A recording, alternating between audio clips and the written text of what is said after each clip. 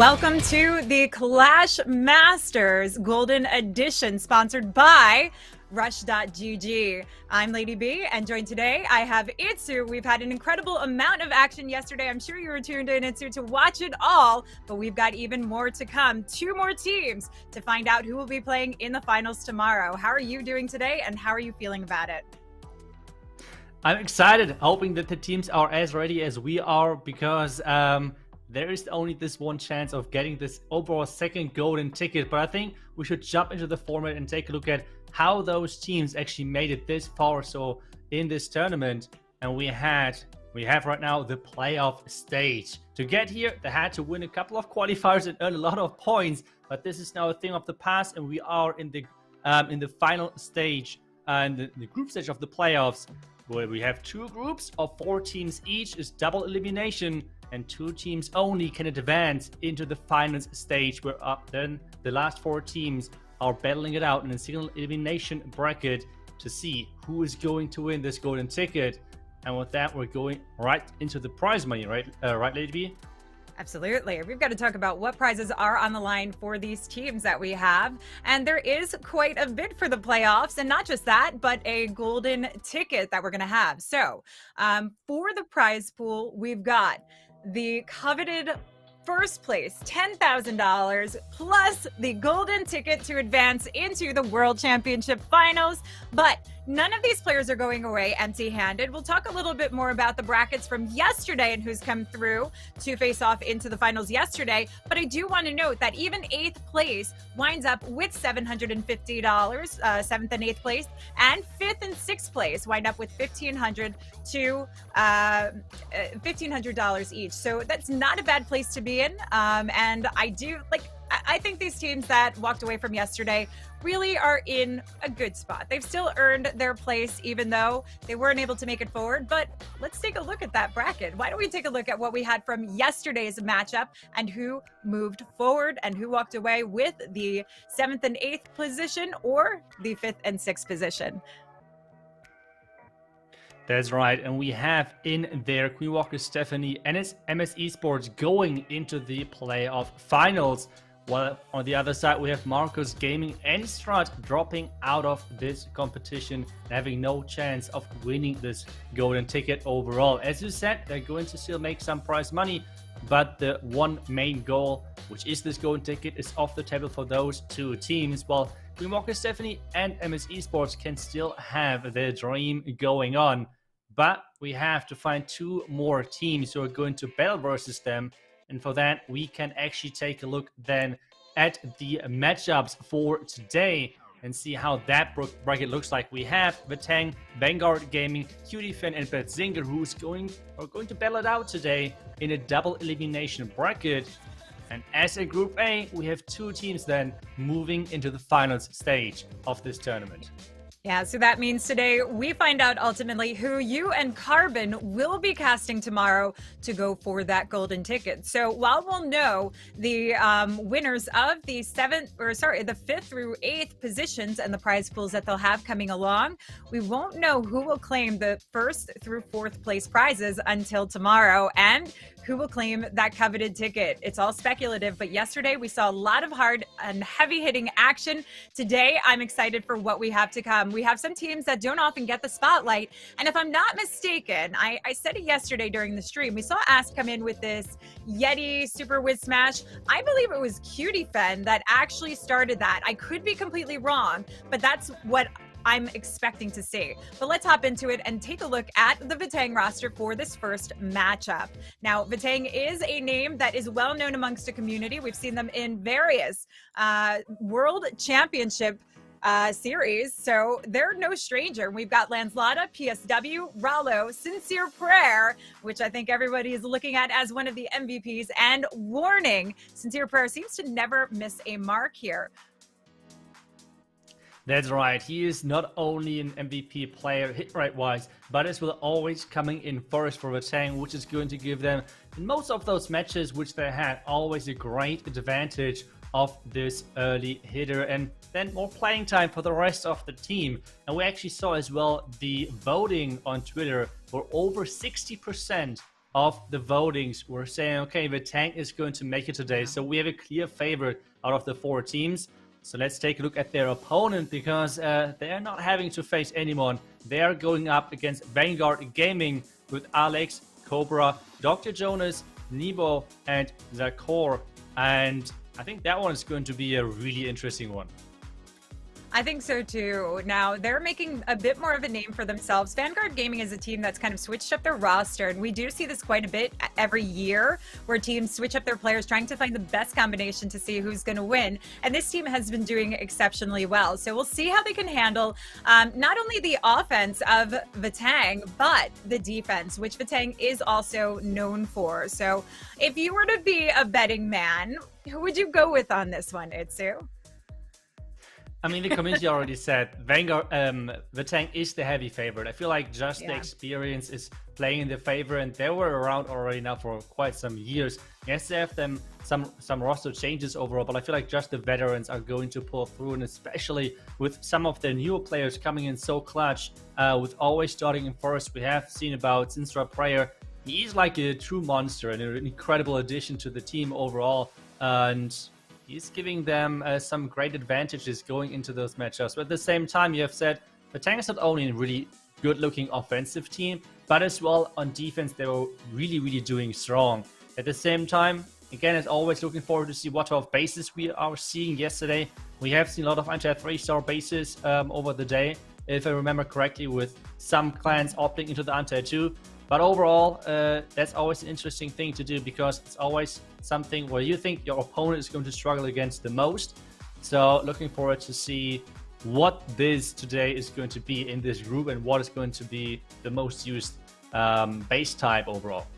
Yeah, and I'm curious to see, because we did see a lot of those anti-3-star bases that were holding off the drag attacks, the Hydra attacks coming in from Marcos Gaming. So it'll be interesting to see if Vitang can try and do that, because I believe Sincere Prayer is very well known for his drag style attacks. He's a super fast attacker as well. But for Vanguard Gaming, you know, this gives them an opportunity to know how to try and hold back a team that we do see quite a bit of, and that has some of the standard types of attacks that they go with. But it's not going to be an easy course for them, but that's the excitement of this. So we are heading into the action. There is no time to waste, and let's see what we've got coming in. And of course, it is the leadoff, Sincere Prayer with the E-Drags, as we suspect.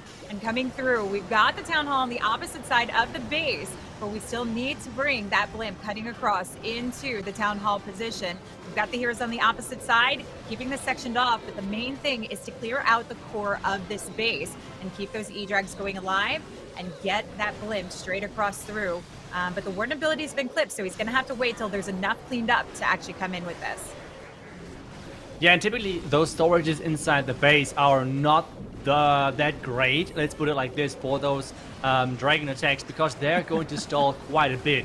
But with the later dragons, we see those chains just coming through, and they're chaining everything. They're getting the chain value. It's awesome to see how the base just disappears one by one with those chain lightning.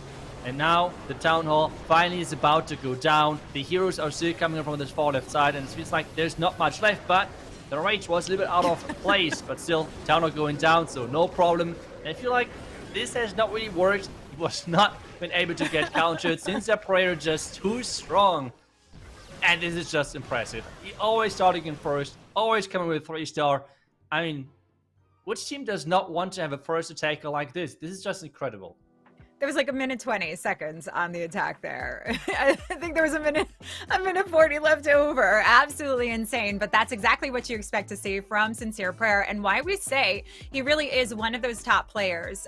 He's basically the MVP for the team, coming in first and always hitting the mark there. So that kind of player, when you have on a team, really does lead to the success. And, you know, when you're coming into this first matchup, you take that lead in the upper bracket, and it puts you in such a good position moving along that upper bracket. That's what we saw Queen Walkers doing yesterday, because if you can keep going strong through it, you don't have to burn through as many bases. Once you wind up in the bottom, that's where you struggle. If you're in that lower bracket from the start, you have to have a lot of bases on hand, and I think that could be a big problem, possibly, for Vanguard if they don't have the defenses in store. But really, let's be honest, who can actually hold against Sincere Prayer? Who have we seen hold against him? Not too many. Let's put it like this. He's really incredible the last couple of weeks, especially in this tournament, always starting things off.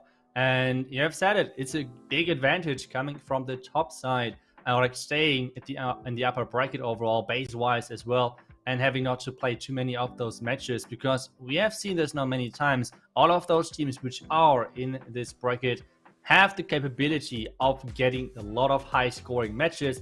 It's only all about if they're consistent enough to do this all the time. So we have seen yesterday, for example, only one match for Strut where they were not on the top of the game, and MS Esports took advantage of that. So it's only one match which you have to mess up, and then it's already a huge deficit. So we have seen that.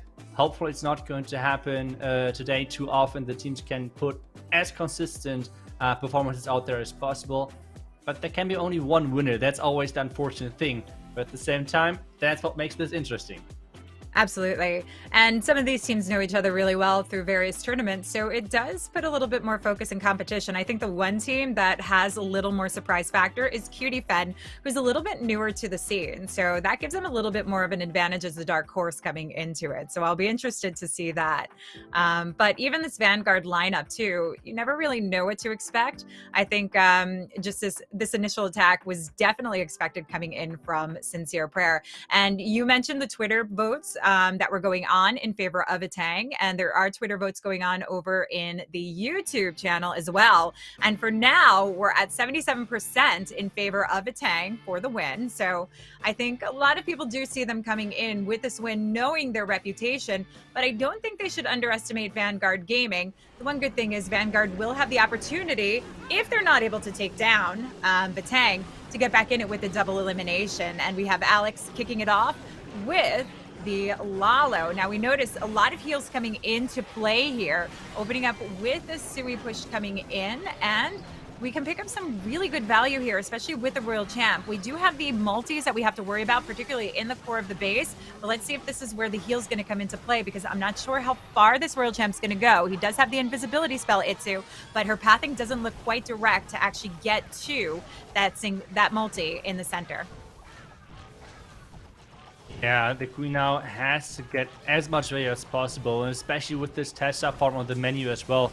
That's looking really good. Using the invisibility spell really early on and starting with the Lalo right away. Since he has the Queen ability still, this Queen might even stay alive and is already working on the cleanup. And this is always the impressive thing. Those pros starting so early with their Lalo that those heroes are surviving even a little bit longer. The Unicorn unfortunately is falling short, which means the Queen is going to go down really soon, most likely. But now needs to make sure that those loons are pathing into the tunnel, because this Reaper is right now a little bit of a problem in the beginning with pushing those loons away, but with the Slammer doing a great job, those loons are now back on track. Yeah, beautiful timing of the Tome, but the Tornado Trap trying to hold it off into that Poison Bomb, but drops the heal, and this is where it really comes into play very nicely, especially splitting across to the multis. Is it enough to get them through? With the Drag Rider actually taking the lead, it should give him what he needs, especially since he's held onto some loons for that back end 9 o'clock side with the Hound tanking for that scatter shot there. This is absolutely phenomenal start here for VG Alex of Vanguard Gaming. 1 minute and 5 seconds left to go. And it's really all about cleanup. Defenses are all down now, and he's got a beautiful spread coming in to help clear this up. And look at these two poisons that were absolutely swagged and not needed. Yeah, he did not use them at all for like the Headhunter or anything, because I think the Queen took them out right away. So yeah, looked really good, with now one of the poison getting used because the Owl is doing a good job in taking the Hound out.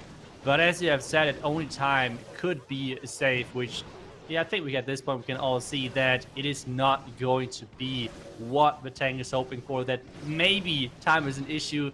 Alex coming in strong, really impressive attack. His heroes took down a huge part of the base, and the double poison in the end, where he was kind of speculating that maybe there were some super minions inside the clan castle, which are not that nice to take them out during a Lalo, because it's kind of tricky sometimes with the super minions changing their spot from time to time, so it's a bit annoying. So the safety poison was in place, but it did not matter anyways, because he was just going through the defenses like nothing and getting out of that taken down. With that, we have a really nice match in our hands, 3-3 after the first 2 attacks, and Vitang is going up next with maybe some cool attacks.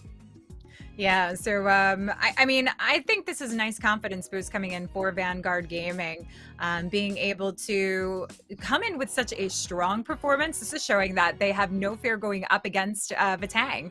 You know, you're talking about a very well-seasoned team against a team that is just kind of coming in through just a little bit fresher, since it is a new roster for the Vanguard Gaming team. But what I loved seeing was that little smirk on Alex's face as he knew it was completely obliterated, and how well he did. These player cams are a really nice addition for the playoffs. It's something that was added in that we started seeing yesterday, and I hope you guys watching at home are enjoying these as well. So we might not get to see all of them, but when we do, it's definitely very, very nice to actually get to see. So let's see what Lalo can do. Rallo's known for his Lalo, and yes, it does rhyme, but we don't always often get to see it. But today, he is going in for the Lalo. We've seen a little bit of struggle from him actually more recently, which I'm surprised about, but let's see what he can hold on to today. Getting some beautiful value with the blimp coming in. And we've really cleaned up a lot and added opportunity for these heroes to pick up even more in these adjoining compartments.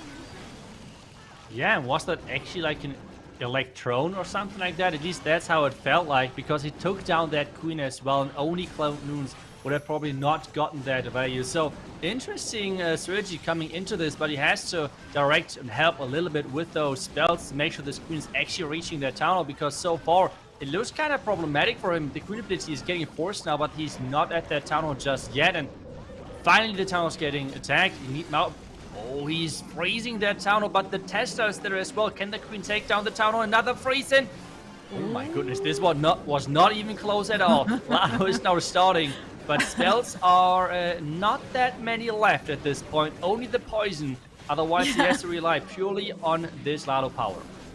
Yeah, not any left. So this is basically coming in with a no spell Lalo, trying to power through. Now we do have the Wizard Tower to worry about, but it had been distracted. We still have the Royal Champ to come in. The split of the loons isn't necessarily always the best thing, but considering we have them splitting across for those Wizard Towers with the splash damage, Lassie taking the lead, giving the Royal Champ more opportunity to come through for the back end, launches that Seeking Shield and gets the job done. Now, yes, we do worry about the pups that have popped and could pose some threat and damage, but it's looking good so far. And I don't think, yeah, nothing's going to stop this one, Itsu. So, Lalo back in the game. Again, we've seen him struggling just a little bit here and there, but it does seem that we have the pressure on the line, and these teams are really just living up to it. I think we saw that yesterday, a little bit of collapse from some of the teams, but Vitang definitely holding strong today, and I can't wait to see the second attack coming in from Vanguard. Yeah, and they have to somehow stay close. Obviously, the veterans having right now a really good position with attacking first, and right now always 3-starring, so it's always a lot of pressure on the Vanguard guys, because in this position, the best thing you can do, if we do not consider time at this point of the clan war, then it's they can only tie, and that is like not the nicest feeling, like knowing, okay, if we 3-star, which is supposed like to be the best thing which you can do, the best thing we can have out of this is just a tie at the end of the day, with this rotation of the attack. So that's always like a really underwhelming feeling, I want to say. So let's see if they can keep up with that and not crumble under the pressure which Vitang right now is putting up on them, because It's not the easiest thing to do, but so far they have done great, especially really with a lot of focus on Lalo, because typically, as Vitang was showcasing, we have those dragon type of attacks in the beginning, and then we're slowly switching to Lalo attacks. That's what Vitang likes to do as well, starting with dragons, and then switching to Lalo, as we have just seen, with then Lens Loader and Warning coming in later on with the Queen Charge Lalo most of the time. So let's see what the next thing is on the menu for Vanguard Gaming, and what type of strategy it is. Yeah, and you know, it's these bases that we are waiting to see how Vitang can try and hold against Vanguard Gaming. I don't know how many times they've actually matched against each other. We do see a lot of these teams in similar community tournaments and also various leagues, but it doesn't mean that they actually face off against each other and actually have the opportunity to see what one another are doing. But it's Nebo coming in with the bowler, super bowler smash, and we do see this as one of the most common ground attack strategies currently. It is very successful, but look at the way we were going about this. We're working our way around this town hall, opening up, and we're still going to have to bypass through it to cut through. And we've only got we do have the 2 jumps to cut across, and he does not want to have to go through that town hall position. But this Warden's going to have to get going soon. He can't waste too much time, because even though this is one of the faster smash attacks, it still can run out very quickly. Yeah, now the Super Bowlers are getting deployed into the base. We have the 2 Ice Golems tanking early on. That's always a nice thing, to bring some Ice Golems if you're going to a heavy stacked area with the Scatter, with the Queen. So the Ice Golems are always going to have some great value with keeping your Super Bowlers alive, and everything is now jumping behind that town hall. It really depends where those Super Bowlers are going, because so far they're completely dodging that town hall. I mean, he is not sending a blimp or anything. He has those Super Bowlers meant to take down the town hall. Queen so far is not jumping close to the town hall either, and something has to take it down. Warden ability not used yet, but the Queen maybe is approaching now into the town hall.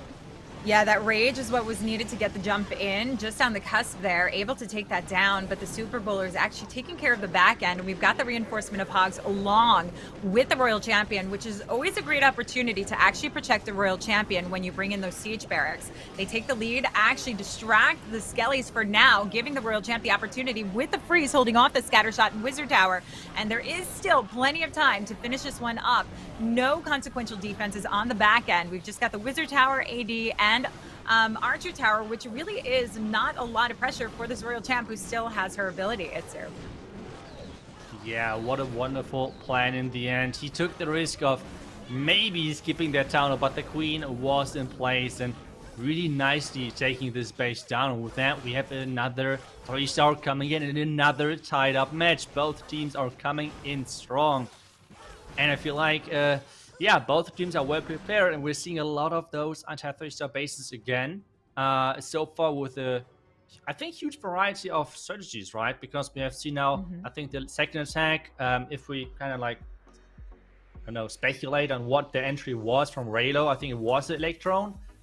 If that was the case, we have seen now 4 different attacks, 4 different strategies. We have seen the Electro Dragons, we have seen the Electron Lalo, we have seen the, I think it was just Sweet Lalo from Vanguard, and now Super Bowler Smash. So a lot of different strategies so far in this match, and that's always the cool thing. I know for base builders it's like true terror, because they have to defend so many strategies, but for us as viewers and as casters, it's obviously great with having such a variety of really solid strategies at the moment, which all can lead into those 3-stars.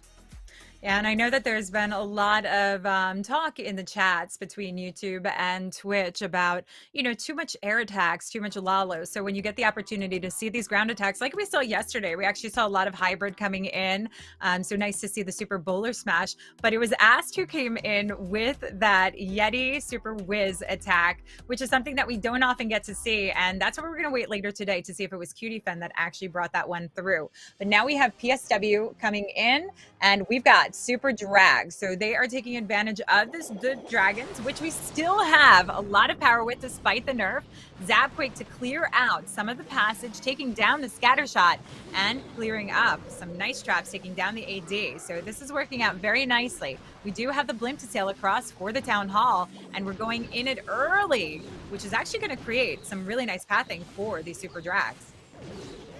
And especially considering that with the first set of rocket loons, he already triggered 2 black mines, which is huge if you're following up with dragons, because obviously one of the big counters for those dragons is, that's right, black mines, because they deal so much damage, and triggering already 2 out of them early on is a nice thing. Another 2 black mines are getting hit, and I feel like this base was meant to defend Lalo, and you can always see that with having a double black mines next to those air defenses, because this means a hound which is supposed to tank would pop right away, would not tank anything. So this base is set up trap-wise against Lalo, so I think Super Dragon should have a really easy way to get through this, because now let's take a look at if there's any more black mines around the remaining air defenses, because so far he is not triggering too many black mines with his dragons, which is really good for him right now. And I think as a team that is very strong on base building, this gives them a huge advantage to actually make those calls in this. What I do really like was the Lady King and Queen to actually force these super drags into the core of the base, which we do often talk about is the main point. These heroes are meant to take on the outskirts of the base, but also create the pathing that's needed, and that is absolutely helping to dominate through this. Royal Champ, while she launches off that Seeking Shield, gets a regenerative boost, but we've got the Queen still with her ability intact. We are seeing 3-star after 3-star and no let up from these teams. It seems like it's going to be anyone's war at this point, even though we've got Vitang as the one who is the favorite for the community. I think Vanguard is definitely showing up, but let's see what happens after this attack, because the more that Vitang shows their strength like this, it could put a little more pressure onto Vanguard, and this is absolutely phenomenal coming in from PSW, dropping that 3-star and showing that Super Drags still are very strong despite that slight nerf that we had. Yeah, and seeing now the traps, this gives me a lot of question marks now for the next 2 attackers for Vitang, because we know we have Warning and we have Lalo left, who really both like to do Queen George Lalo. And we have seen on every single air defense we had those double black mines. Like, he used the rocket loons to take down the air defenses, which is great, and triggered the black mines at the same time.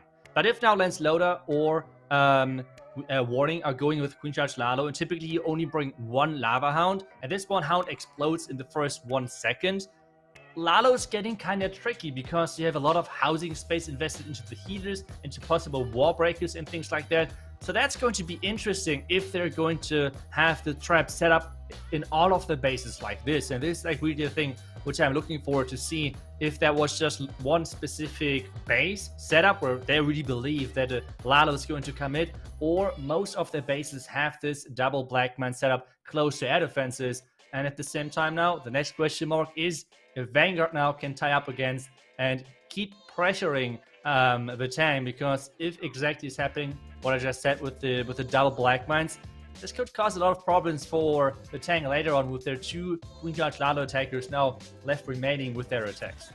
Yeah, you know, you said it. It's a game of prediction here, of trying to figure out what exactly these players are going to come in with, especially if they have certain styles that they want to come through, but it doesn't mean that they're not versatile. And we are seeing a lot of players starting to change up their versatility, including Synthe. I mean, we've seen it from Strut yesterday. Synthe is one that I'm impressed to see how much he's changing up his style for this as well. So it could be the same for Vitang, but let's see what Cobra has coming in for Vanguard. You mentioned they need to try and keep this toe-to-toe if they want to stand a chance.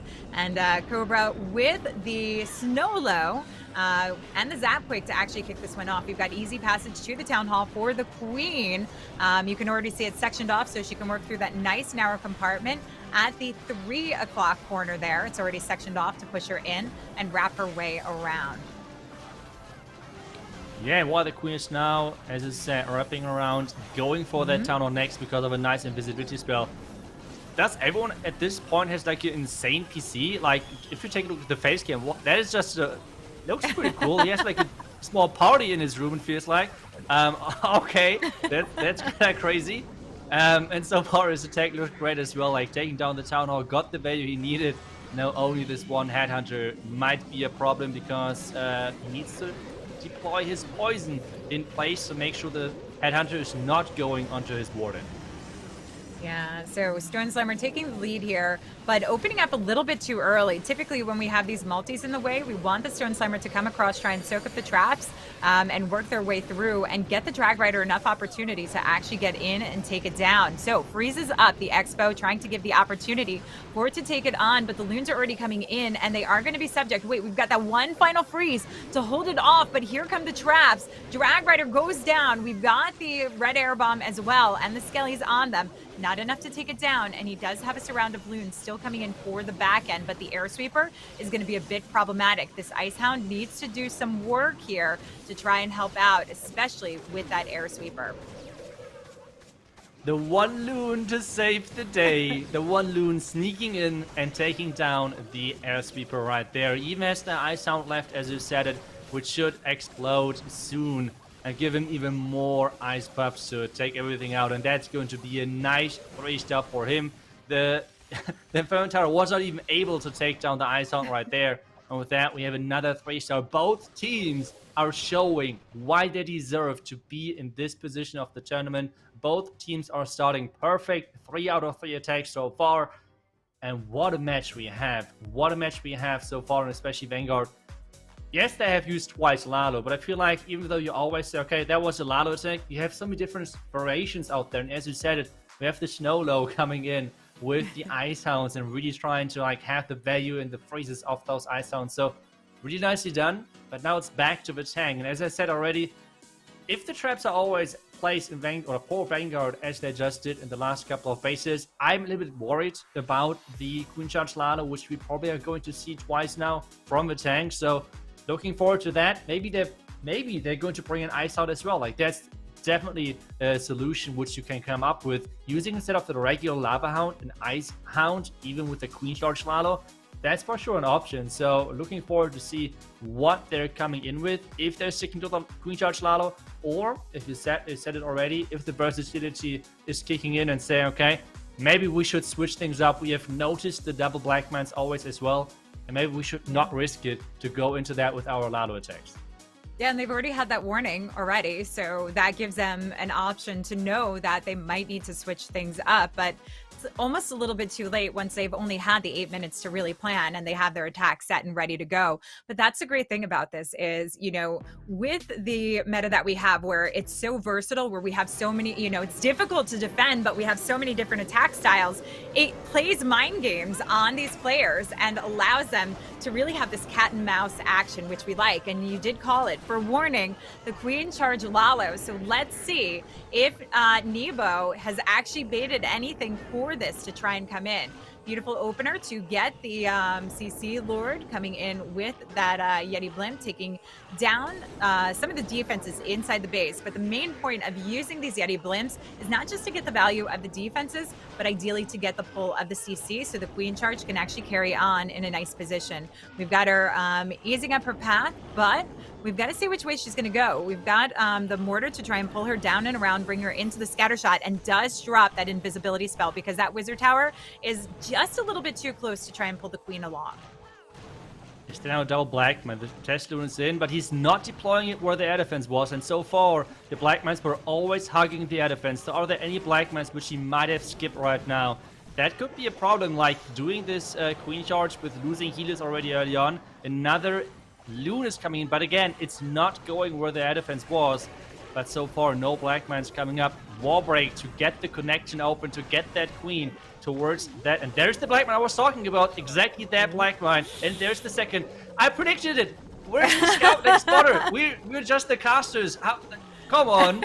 That's unfortunate. Losing 2 healers early on and on a spot which was super obvious. And now let's see how long this Hound is going to survive, because I think it's going to pop right away. Another double Blackman. I said it. And this means the Lalo is going to be played without any Hounds. Yeah, so this is going to be a bit problematic. The queen does still have her ability intact, and he's going to freeze to hold off the Expo and the Giga Inferno to keep this queen alive. Unicorn and healers enough to try and keep her going, but should consider raging this up and getting that freeze down quickly so he can get through this. And that's exactly what he does. Drops the rage, which is enough to get through, holds on to the freeze as Lalo continues through. He's got the air sweeper to worry about with pushing those loons back, but still able to get to the scatter shot. We just have to worry about the wizard tower. This is where we want to see freezes coming in, especially if we're clumped up with the loons. Yeah, now the queen is going down because of this double black miner on the bottom side. At least the tornado trap and all those red mines are getting triggered due to that, which is awesome. Probably another 2 black mines around the bottom side, but time is ticking. And we have said it, or we have called it. The Queen Charge Lalo is risky with those trap setups. And this is why the first couple of attacks did not matter too much, because the risky attacks would come in later on for Vitang. But at the same time, it is time, which is the big problem. This might be a 98% 2-star. And this means if that queen would have been surviving a little bit longer, if the test loons would have been placed better from the bottom side where the air defense was, because we knew the black mines would be there. That's what Vanguard is doing with all of their bases. They always have 2 black mines to their air defense. That's always the same thing. And, well, they didn't spot it quick enough. And with that, losing those 2 healers, the queen is going down to too much damage. Otherwise, this would have been a 3-star. Yeah, you know, I think Vitang really needs to turn on the stream and listen to OP spotter Itsu to get some advice so they don't 98% time fill. But that does not mean that we're not going to see a defense coming in from Vitang. They are known for their defenses, but this is still a nice lead going in for Vanguard Gaming if they're able to follow up with a 3-star. But still, a 98% when you talk about it doesn't leave a lot of room for error. If they slip up, if Vanguard Gaming slips up any bit, that 98% means they have to hit a 99% or a 3-star. So it does really put on a lot of pressure right now on Vanguard. You definitely saw the disappointment from Warning on it coming so close to getting that done. And he did the best that he could to try and recover it. So let's see what Dr. Jonas can do for Vanguard. If he can follow up with 3-star, or if that Vitang defense that we do know can come in strong actually finally comes into play. We've got an early queen ability coming in with the rage already down. This is going to be a bit problematic, starting off the charge with forcing that ability, and the Yetis don't even make their way into the multi-section to take it on with the air sweeper. Yeah, Clan Castle coming out at least a little bit, and hopefully this queen is not getting dragged to the archers too far on the other side. But no, she's sticking on to the path. But oh no, there's no second ability. Freezes in. And that is really close. Dr. Jonas making this close.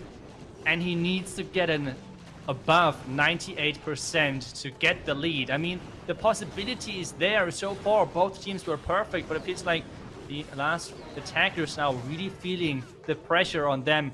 Again, a split clan castle.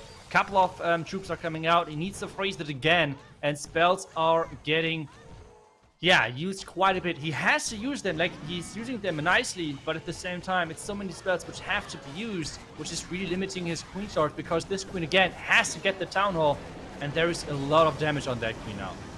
Yeah, and he's only got 17 loons to actually come in and still needs some 4 additional Coco loons. So this was meant to be a small Lalo with a powerful push from the heroes. Not getting that multi and the air sweeper definitely hurt this one, and not getting that CC lure early on where the queen wasn't taking on the damage, having to force that ability early was a really nice call here from Vitang defensively, and really could actually give them the lead, because this is going to be tough to get anywhere close to a 99% in recovery with only 16 loons. Yeah, only 16 loons and only 50 seconds left. We have just had a time fail, but it's 50 seconds. But the problem is he cannot start with the Lalo just yet, because he needs to make sure that the queen is getting the town hall. If the queen is skipping the town hall, he needs to start the Lalo into the town hall at this point. He said, okay, we have 40 seconds. I just need to get into the town hall as quickly as possible. My queen apparently is not going in there. And with the tornado trap, this is even getting really close.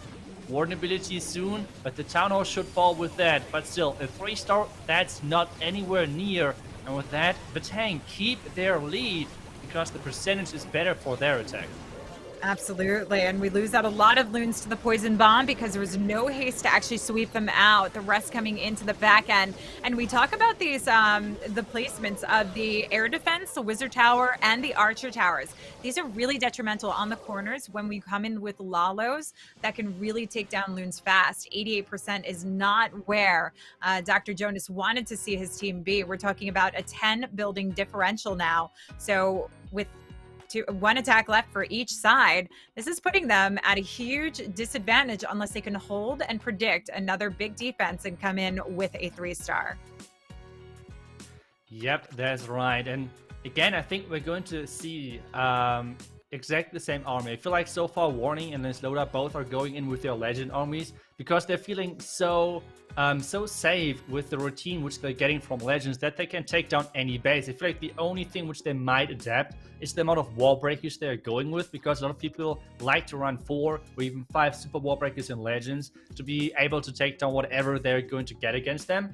But in those attacks, they're going to change a little bit of the how do you say, the amount of wall breakers. Well, for example, Clan Castle, like both attacking with the Yeti Blimps, both using the Yeti Blimps with the Rocket Loon. That's like their tendency, and that's like the cool thing to see. Even like, you know, a lot of people are using the Yeti Blimp. There's so many different variations out there with the Rocket Loon, with the Super Wall Breaker, with the Valkyrie. So there's a lot of options. So let's see if Loda is going as well with this Legend Army, pretty much going in with a Yeti Blimp, Rocket Loon, or if it's going to be the Safety Blimp, because that makes a lot of sense on this base, because he does not need any spells for that. And it's going to be okay. At least he changed that up, making sure that the tower's going down with only the Clan Castle and no spells needed.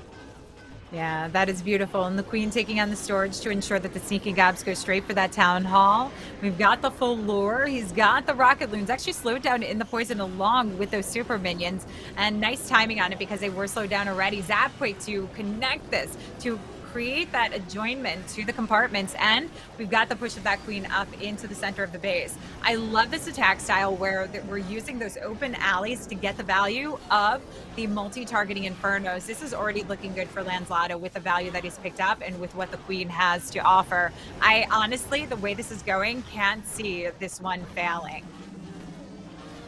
Yeah, and especially with the healers staying outside of the range of those air defenses, looking good for his healers, because the Hound already, again, exploded right away with the double black mine around the air defense. Royal Champion is getting the support of the Headhunters to make sure that they're going strong, because he needs still those Headhunters to take down the back-end Queen, while his own Queen is going strong versus all of those core defenses. Red mines are coming in, but Wardenability not used for this group of Headhunters, which is interesting. With the Rage, with the Warden ability, this back end is just getting overpowered. And you were right, this is looking really good for another 3-star for Vitang. That would be the safe win. Yeah, this is the win for Vitang, moving into the upper bracket, and absolutely stunning finish here, though getting tripped up slightly by 2 buildings. I mean, we're talking about a 2 building difference from perfection for them, but you got to give a huge shout out to Vanguard Gaming for predicting that, for trying to hold them back. Look at that. He's celebrating here. He knows he's kept his team in the upper bracket, which puts them in a good position, though they still have another war to get through to see if they can move and advance on with the first spot. But we still have one more attack from Vanguard Gaming. We want to see how they finish it off strong, and see if they can bring in the 3-star, because we're talking about 14 to 14-star war potentially.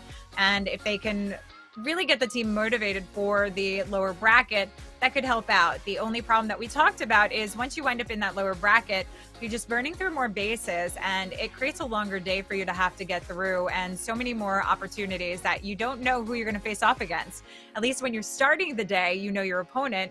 After that, you don't know who you're going up against. So it's really kind of a gamble of how you're going to be using those bases. Yeah, it's really tricky overall, but I feel like overall as well that the biggest thing you have to change are the traps. Like, if you change a couple of traps depending on whoever you're going to face, I feel like that's one of the best things you can do, because sometimes even a burnt base is better than like a semi-tested second base. I think that's a lesson which I have learned over my playing time as well, where we have really tried to always have fresh bases but the second bases were like not feeling as good as the main bases because there's only a little amount of time between all of those qualifiers, between all of those tournaments, that you cannot always have like 20 new bases. That's just not possible for those base builders to produce those and test those at the same time. So I feel like the traps are always the key thing, to have maybe the same base with the different possibilities of traps. For example, versus Vitang, maybe a lot of bases with black mines near air defenses, and then, as I said, Cutie Fenn might attack with other strategies like more Yeti based attacks, so you can then again have different trap openings. So I feel like traps are overall the key. For Vanguard now, it seems like that Super Witches are back and he is using them instead of like his regular smash attack, with bringing the 3 out of them, I think overall is the total amount. And with that, he's trying to push into the core and take down the Town Hall at the end of this attack. Yeah, we talked about, you know, the meta and how hard it is to defend against because there's so many different varieties of attacks, and this is one that we do get to see from time to time. It is slow moving, but he's got it actually moving quite quickly with the wall wrecker cutting across. Now, Witches on the outside of the base working with the King. The Super Witch is on in the core. We have the jump as that safety net to get to the Town Hall, but it is working beautifully so far. But the healer staying behind needs to make sure there aren't any traps because we need that Queen to stay alive and well. But the Ice Golem's actually helping out quite a bit for this, coming out of that log launcher and giving the Witches what they need to secure coming through. Yeah, but I feel like there's multis though. Yeah, the Mortar is out of range. Like, that's the one big problem which he has. The Mortar from the tower is nothing is targeting it. And with that, the healers are going down one by one. You can see already the frustration on his face because it feels like he's not going to get towards their town hall. The healers are now switching to the Witch, which is going to the outside. The one Witch alone is not going to get their town hall. And with that, Vanguard is actually going to finish on a 1-star. And you said it, possibly getting those 14 stars, but with the healers as well switching and this attack not getting near enough to the Town Hall to take it down, this is Lalo defending on a 1-star. So that's not the momentum you want to have going into the lower bracket for sure. For Vitang, it's like I'm not sure how much of a game changer this actually is going to be, because I feel like their offense is like always the key. I have really rarely seen them not getting those 14 stars. It's like higher is rare for them as well, at least in those ClashMSTRS tournament or like with the qualifiers overall. But for them, it's always this magic number, which is the 14 stars for them. So I feel like they can be happy for sure. But for Vanguard, this attack is really unfortunate. They have to just ignore it moving forward and maybe, I don't know, maybe not use Super Witches again. Who knows? Yeah, I mean, it's a tough call. And anytime that you're coming in with a Town Hall at the back end, you run the risk of actually not picking up that 3-star. It is a little bit risky. We see it with the drag attacks on certain, on certain ways of approach, especially if you're relying on your heroes to get it taken down, or even some of the blimps where they're baited. But particularly with ground, there is that risk that you do run. But it was that multi that really obliterated everything, losing the Queen early on. So a bit unfortunate, but they've got the opportunity to shake it off, get their headset for the lower bracket match later today, but they're going to have to see who they're facing off against to see who will advance on facing off against Vitang, and who they're going to have to try and build against. I think all in all, Vanguard Gaming did a phenomenal job against Vitang, who was the front runner in the community because of their reputation. But again, Vanguard Gaming is a team that's come together more recently and definitely showing very strong. But why don't we take a look at the bracket and see where we stand and where we're going to next? So we do have Vitang moving forward into that upper bracket final, waiting to see if it's Cutie, Fenn, or Badzinger to face off with Vitang, and who's going to be facing off against Vanguard Gaming in that lower bracket. Now, Cutie, Fenn, I would say, is a little bit newer to the scene, but a lot of people know Badzinger, and they're most known for the World Championship, where they took down Strut in the first day. Strut had come in as the reigning world champions, and to be knocked down by Badzinger, the lower bracket in that first day, was huge for Badzinger. But this is also a newer lineup, and they're still working out the kinks, but we do see a lot of power coming in from them. So I'm curious again, Itsu, on your pick between these two teams, who you think would be the favorite? even though I feel like teams which are new into the scene, it's like always like a cool underdog story, but I just feel like Badzinger is looking really strong already now in a couple of different tournaments. So I would go with them. Let's see if that's going to help them or not. So at least Vitang won, even though we bet on them. But overall, I feel like both teams having a really good shot. Cutie Fenn coming in with more an unpredictable style, and maybe that's going to catch Badzinger off guard. We have to see how it's going to turn out. But I feel like either way, we have 4 amazing teams in this group who all have the chance of taking this home. So let's take a look at the rosters of those 2 teams coming into this next match. On the one side, we have Cutie Fenn, the underdog, Chien, Dark Fairies, who was already an MVP earlier in the qualifiers, Calvin, Young, and Zuo. And I'm looking forward to, again, see their crazy attacks and see their attack strategies, which they're going to come up with. In addition to that, again, obviously the defending style, which might support them with anti-2, anti-3 star bases, and depending on how the traps are placed again, because I feel like traps are such an how do you say, like such an overlooked thing in Clash of Clans, because I think actually they're one of the most important thing and one of the most impactful things in defending. And we have seen that in the one attack from Vitang where it was falling short because of the trap placement. So let's see how that's going to turn out for those 2 teams and who's going to come out on top.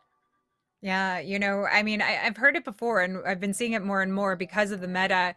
That's really what is relying to try and keep, but it's also the prediction of what your team is coming, what the opposing team is actually coming in with, which is where those traps are really going to come into play. But let's take a look at Badzinger. Speaking of defenses, now Badzinger is known for their defenses. We've seen them holding strong, regardless of who they actually have in the roster. But this is a newer roster. We've got a little bit of combination with Ano, Dima, Hugo Stiglitz, Jose, and Padalino. Now, this is a really dominating team who we have kind of mixed together, but I think it's taken a little time for them to really jive. Their defenses are what hold them strong, but I think the teamwork offensively is where they've needed to try and get the focus going, getting those plans together, and they are starting to really work along very strongly, and that's what I'm expecting to see from them today. I know you said Badzinger would be coming in a little bit more with that advantage, and I do agree with that, but I think the hardest thing is not knowing as much about Cutie Fenn, what they come in with, especially if Cutie Fenn is a team that I'm thinking of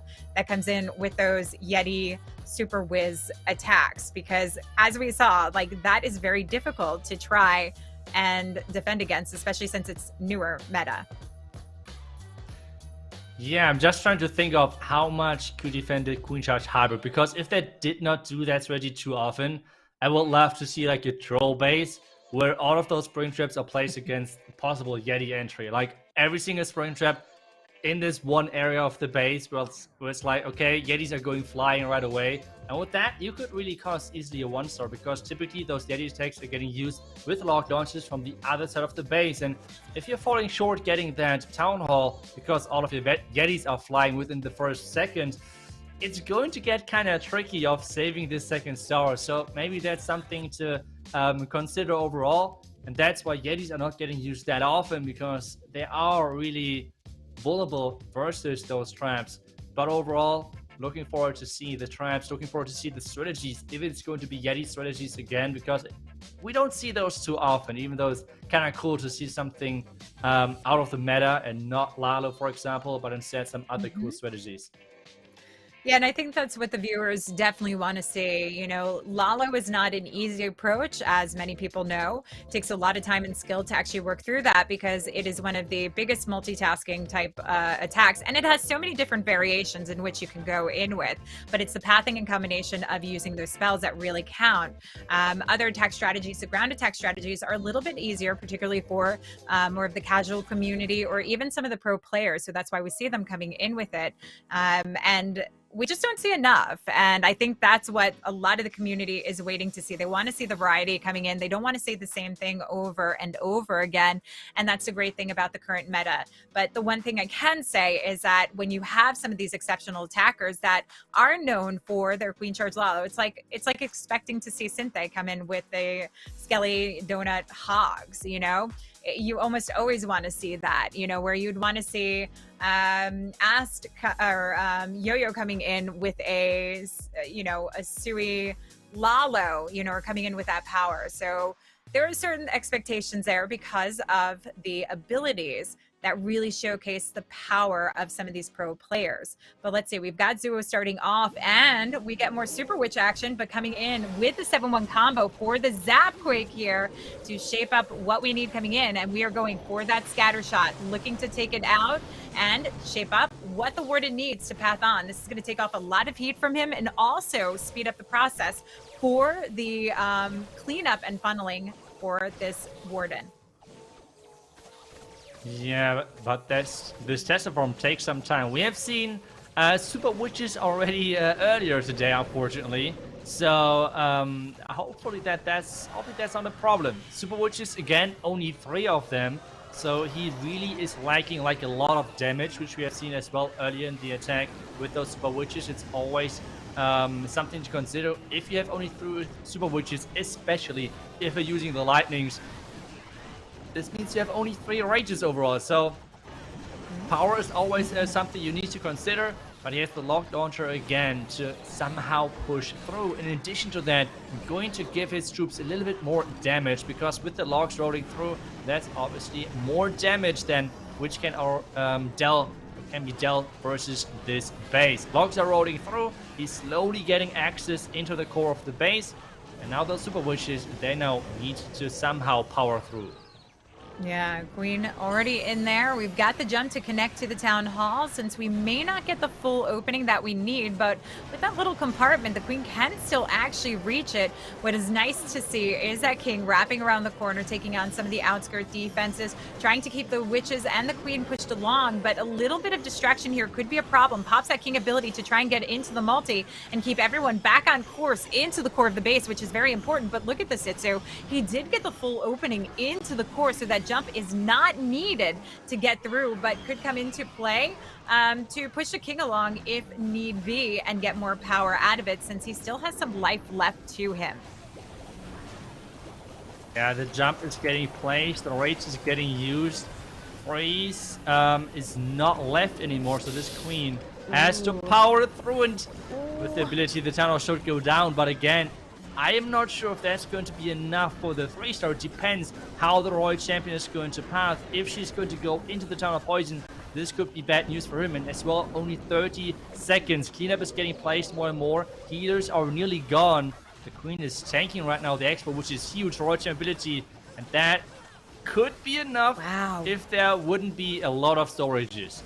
Wow, that Queen holding strong for the Expo to get the Royal Champion the opportunity. Lassie coming in to help out. 15 seconds left to go. Minions working as fast as they can on this, but we still have the storages. One Wizard going for it. 9 seconds. The Queen stuck in a Tornado Trap, but the Royal Champ is going to clutch it up and get that 3-star. That was mighty close for Zuo, but coming in with the triple, with those Super Witches, which we know are not as easy to use, especially with the time factor, and that did come down to the wire.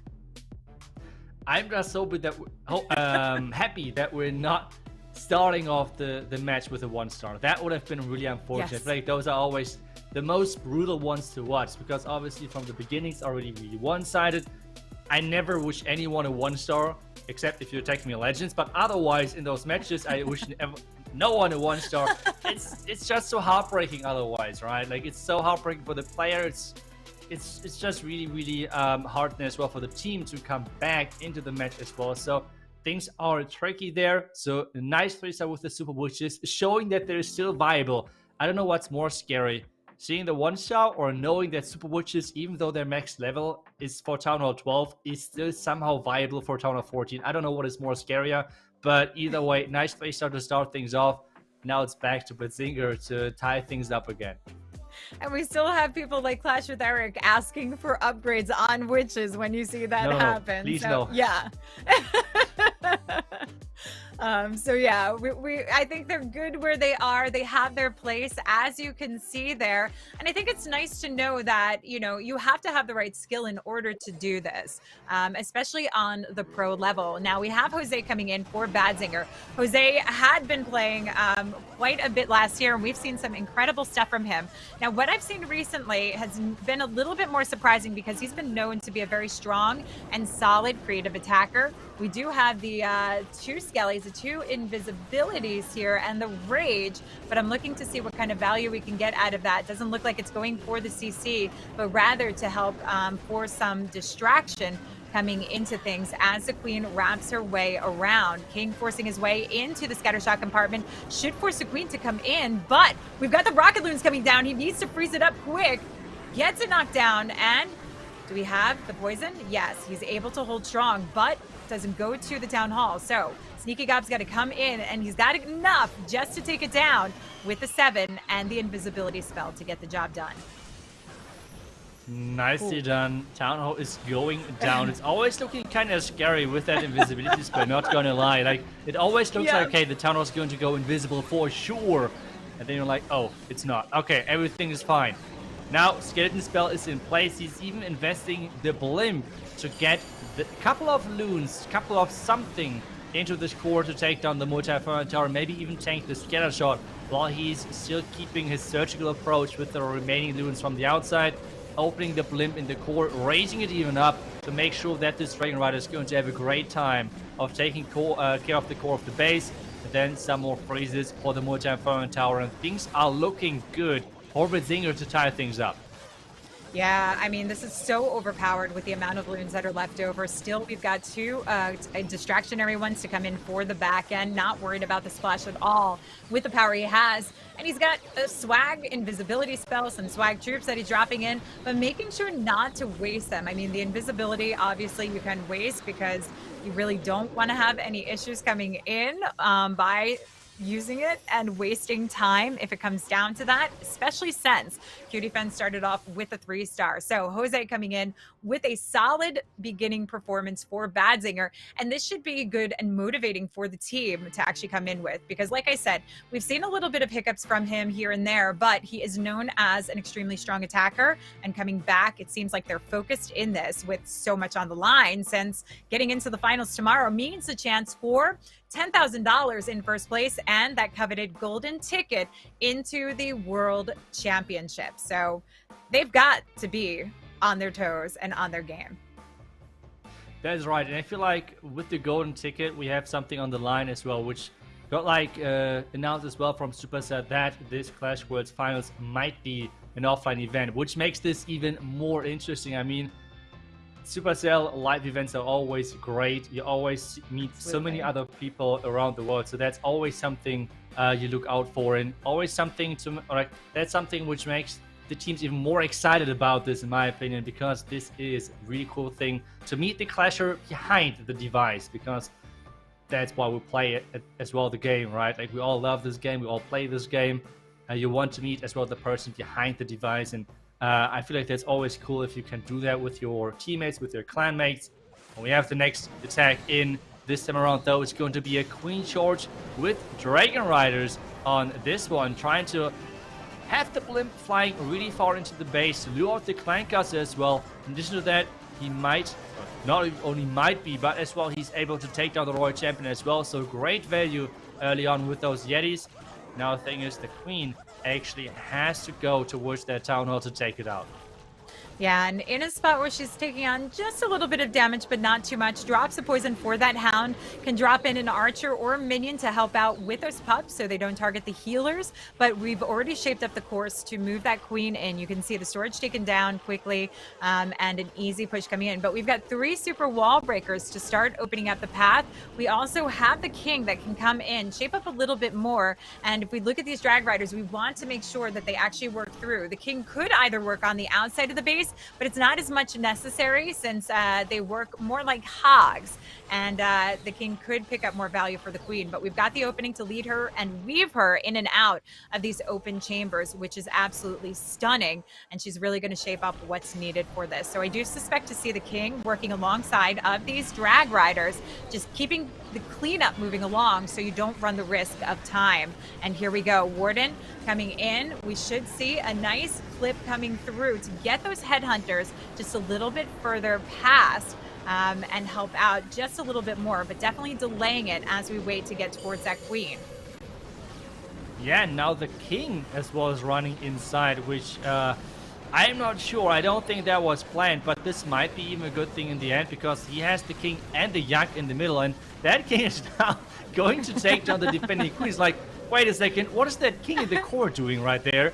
While the Dragon Riders can easily clear out the rest of the base, and with the Dragon Riders, you are not relying on the funnel on the outside because they are only targeting defenses, and this means that the king ability can be used in the middle of the base to take down the Inferno Tower, take down some more defenses, and with that it is going to be a nice 3-star. In fact, it was actually really clutch that this king went inside and got so much value, so really nicely done. And that's another 3-star because time shouldn't be the issue. Yeah, you know, it's we've got more swag invisibility coming in. These invisibility spells are really great ones to have in your back pocket because they can get you out of tough situations. You can use them for, you know, not just your heroes, but you can use them for your troops as well if they're not needed. Absolutely beautiful approach coming in, and we've got those 3 stars rocking along exactly like we did from the start of the last war. But at what point do we see one of the teams breaking and cracking? That's the biggest problem, is when the pressure starts mounting. And we're starting to see this come closer and closer to the end of the wars. It seems that they're coming in most days here with the confidence from the start, but the pressure just surmounts. And I think the more 3 stars that come in, the next person up just feels the nerve to have to come in with that 3 star. So that's the harder problem in this. And, you know, you were talking about the World Championships earlier, you know, and getting to see the players, you know, from behind the screen, but you were in that live event behind the screen. You were playing during the 2019 World Championships, which was absolutely phenomenal to see. And for anyone who has not been there and experienced it, it's just a wonderful feeling of community and of really getting to see these, you know, these people that you just know online as people, as real individuals, and get to connect and have a good time. So I really hope, fingers crossed, that that's something that we get to do again this year because it was nice. And just what you see from the teams, like I remember Maxi, there's moments of him coming behind the team and just showing the support and helping out. So that's a wonderful thing to come through with it. So we do have Dima now coming in for Badzinger. Dima is one of their, I would say, top hitters. He is their leader. He's been the longest standing member of Badzinger, and he is rocking up with the Hydra. And we'll see his approach into this because, of course, we're coming in from the opposite side of the town hall, but we've got the queen charge rather than coming in with the heroes working on the outside of the base. Yeah, and with that, Wallbreaker is going to get the access into the eagle he's looking for. And that's always the thing what you're doing with those Queen Charge Hydra attacks. You're always going straight into that eagle compartment. You want to have that out of the way as early as possible, and then you're going to have the Hydra coming in from one of the flanks of the Queen with the, most of the time, the Yeti blimp into the Town Hall compartment, because this is just one of the safest options with the Rage together to take that Town Hall out. At the same time now, he's doing the remaining clan castles, trying to rage things up to not having to invest this freeze onto the Headhunter, so nice timing right there. And he's not going to have some time problems with using and investing into that rage early on. Now we have, exactly as we have said, with those dragons, and then the Dragon Rider as well, into the flank of the Queen to push her even further into the other side, and the blimp towards that Town Hall to take it down. Yeah, and waiting until that blimp gets a little bit further through to try and get in. So we don't have any clone spells. We're looking to get straight over that town hall, and it is risky when you know that you have traps coming in, but the rage comes down. We've got the Yetis to help take on the single targeting Inferno. When you have so many surrounding defenses, this is such a nice option to use, especially that single target, to ensure that we not only bypass the town hall, but those drags and drag riders aren't subject to the power of the single targeting Inferno, which would quickly burn them down. This queen has gotten so much value working on the outside of the base and has sanctioned off the Royal Champion to cut through the core to get straight to that scatter shot here. And we still have the king working around the outside with his ability as well. Yeah, with so many dragons alive, this is looking crushed. Dima getting things done, and Badzinger looking really strong. Actually, both teams. So we have a similar start to what we have seen yesterday, and that's really then the showcase of the best teams, seeing their true power, seeing their 3-star rate and overall. And that is the crazy thing about those teams, how many 3-stars they can get with the Dragons and Dragon Riders, finishing things off. And that means it's back to Cutie, Fenn. It's like, again, like this last match where we had non-stop back and forth between those two teams with 3-stars after 3-stars. But at the same time, as soon as one of the teams crumbles, it's like kind of like a message to the other team, like, hey, you can actually fail in this meta. So it's never over. Let's say it like this. Even though Vitang just 2-starred first in the last attack, or the last match, they still came back. So nothing is over until the last attack, and that's what matters. And so far, though, both teams are looking strong. Yeah, I think, really what we're seeing with a lot of fails in the meta, not just trap placement, but it's also player error. We saw it yesterday. I still stand by the fact that, like, with Boom's attack, that could have made a difference. It was just a matter of not using the invisibility spell for the Royal Champion. And we saw a couple of different executions where it was either delayed, like just a little, or dropped a little bit too early, like a freeze that could have made a difference if it was dropped a fraction of a second later. So it's like these small little minuscule things that can really change up the shape of a war and actually get the player stuck. So they have to be on their game as well at the same time with the way the meta is, because while a lot of people say it's easy to triple right now, it does mean you have to be right on top of your execution and make those right calls and decisions, which in the heat of the moment isn't always that easy. So we do have Yang coming in for Cutie, Fenn. We've got the log launcher opening up the path for the heroes to work through. This king is absolutely ravaging through the space, but we've got the queen opportunity to get in, get to that, well, I don't even think it's going to get to that multi, because this flame flinger is getting it open and forcing this queen through, who needs the invisibility spell to stay alive. But is she even going to get into the scatter shot position here? We've got to shape it up just a little bit more to take that down. Yeah, not looking like queen, ooh, has no invisibility spell, so she's going to go down for sure. The question now is he going to get that multi-inferno tower with the Yeti Mites? That would be clutch to get that out of the way. The Yeti Mites are going, the Yeti Mites are running, jumping, doing everything, and there we go. We have the Inferno Tower going down. Is even the Expo going to go down? That would be huge haste spell invested to get the Loons through the first scatter. And it seems like that the Expo, no, it's going to stay alive because of the Bitter, it seems like. And with the tunnel being already activated, this now needs a lot of spells. And take a look at that. The super minions, we have talked about it, how dangerous they are versus a Lalo. And they're just taking down Loons left and right. And he's got no poison for this. He does have the heal that he can use coming through this Town Hall Poison Bomb coming out, especially since we have the splash from the back end as we have the Wizard Tower and Scatter Shot coming through. He does have the one freeze that he wants to invest for the Scatter as we send in the Distractionary Loons from the 9 o'clock side, but he's lost a lot already. The haste is not going to be enough to force this in, especially with the split, and there's not enough to finish this off. So we are seeing the first defense coming through, and again, not having that poison there for these super minions definitely does hurt this quite a bit.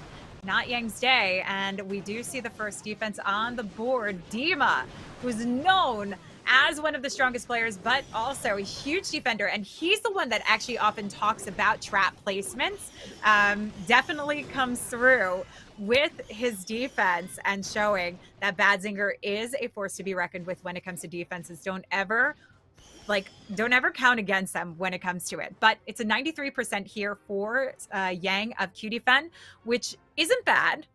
but they need to find the defense against Badzinger, and it would have to be 92% or lower. So it's, it's not an unaskable position to be in, but it definitely does pose some problems because of the way that we're seeing Badzinger going.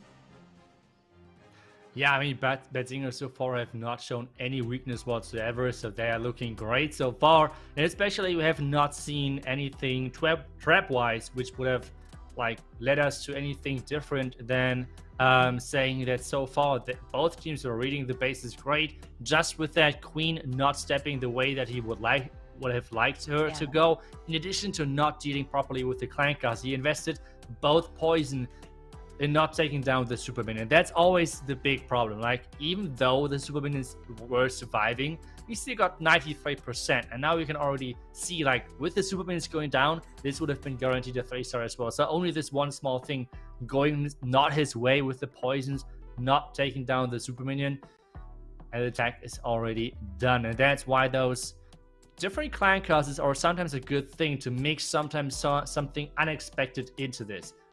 Everyone is expecting a hound, sometimes throw something different in there, and that's exactly what we're seeing in this time around though. A witch inside the defending clan castle is something which we do not see too often. Okay, no. This blizzard looks insane. Yeah, coming in with a nice deep push into the base, looking to get a lot of exceptional value, and he is so far. If he can get this queen, that would be huge. Air Sweeper going down also can help out with the potential position of where he comes in with this Snow Low. So we've got some loons coming in, helping to take out the Archer Tower and start setting up the path for this queen to work alongside. Minion also setting up the shape because we want to force this queen up a little bit further through. I'm expecting to the scatter shot position the way this is going. Yeah, wall breaker now to get that top scatter shot, and the defending Royal Champion as well. There's the Ice Golem as well. Where is he going to send the king? Into the top side to walk around the compartment, it seems like, depending on if he's going to funnel over there. Maybe the king is going to walk inside, but so far it's going to be the Ice Golem and the queen, with the queen taking a lot of damage, but the Ice Golem being the MVP, freezing up everything, not only the Expo, but as well the Royal Champion and the scatter shot. And with that, it looks like he's going to get a lot of value, and especially with that Blizzard taking care of already of a big part of the base, this is looking great. Sweeper is down as well. Yes, be careful with this freeze. There we go. Nice freeze under the Inferno Tower. I think the Royal Champion is even going to get that scatter. That's looking crazy. Yeah, and we still have the Ice Hound to come into play for some of the back end, where we have the multi potentially, if it can get past, if these loons can get past the Town Hall, bring it down and around and cover that entire surface here with the multi, with the air defense. Already drops the freeze as the Hound waits to get here, but this would be beautiful coverage coming in to actually hold it off and give these loons an opportunity. But the haste is more than enough to do it. What I'm impressed to see is that this king is still going strong. We talk about how powerful these heroes are, particularly with the pets, and despite, like, you know, the nerf from the yak, the nerf from the unicorn, we still see these Sui openers absolutely dominating. Look at that, clapping his hands. We've got Padalino knowing that he's keeping Badzinger in this strong position, going 3 for 3 on those strips, and definitely putting the screws to Cutie Fenn at this point, especially with the defense that they were able to hold. Yeah, and this Blizzard just looked incredible. Blizzard to take down such a huge part of the base already, in addition to the clan cast. I feel like the clan cast is always, or at least like luring it out or something, is always a value which is not getting listed that often. Like, typically you always just take a look at the buildings which you're taking out, but just taking care of in the clan castle, which means just taking it out, which means like making sure the clan castle troops cannot come out of the clan castle, or just luring the clan castle. Both options are already really a big value in the priority list of a Blizzard in general. So incredible Blizzard. Then the hero part was after that pretty easy with the Lalo through the Town Hall. Looked awesome. And that means, as you said it, another 3-star in the books for Badzinger. And now we have a bit of a problem for Cutie Fenn, because they, at this point, if they're 3-star, they are still behind. They are now relying on Badzinger to mess up at least one attack to still have a chance of staying in this. Yeah, and it would have to be at 92%, which, you know, could be a possibility, but the way they're going, I'm not quite so sure about that. You know, and we've been talking about Lalos, and I see a lot of people saying, oh, you know, finally not a Lalo. But what you have to appreciate about some of these Lalos is the exceptional skill of the value that they get from the start to actually create the Lalo shape. There are so many different ways to go about it. And when you can pick up that Blizz value, that is huge. What you get out of your heroes is huge. And it's some of these pro players that really have been able to excel at this. So that is what you want to focus on. Speaking of focusing, we've got Chen from Cutie Fenn here coming in with the Skelly Donut going for the CC and the multi-targeting Inferno. CC goes down, and it's not going to be quite enough to get down that single, but the multi is the most important factor in order to help with the Lalo position of this, especially because of those spread out beams and the damage zone that we do worry about. Yeah, but finding a Tesla farm early on again with his heroes now and possibly a lot of traps. First couple of Tesla are going down, but there's... Take a look at that. So many giant...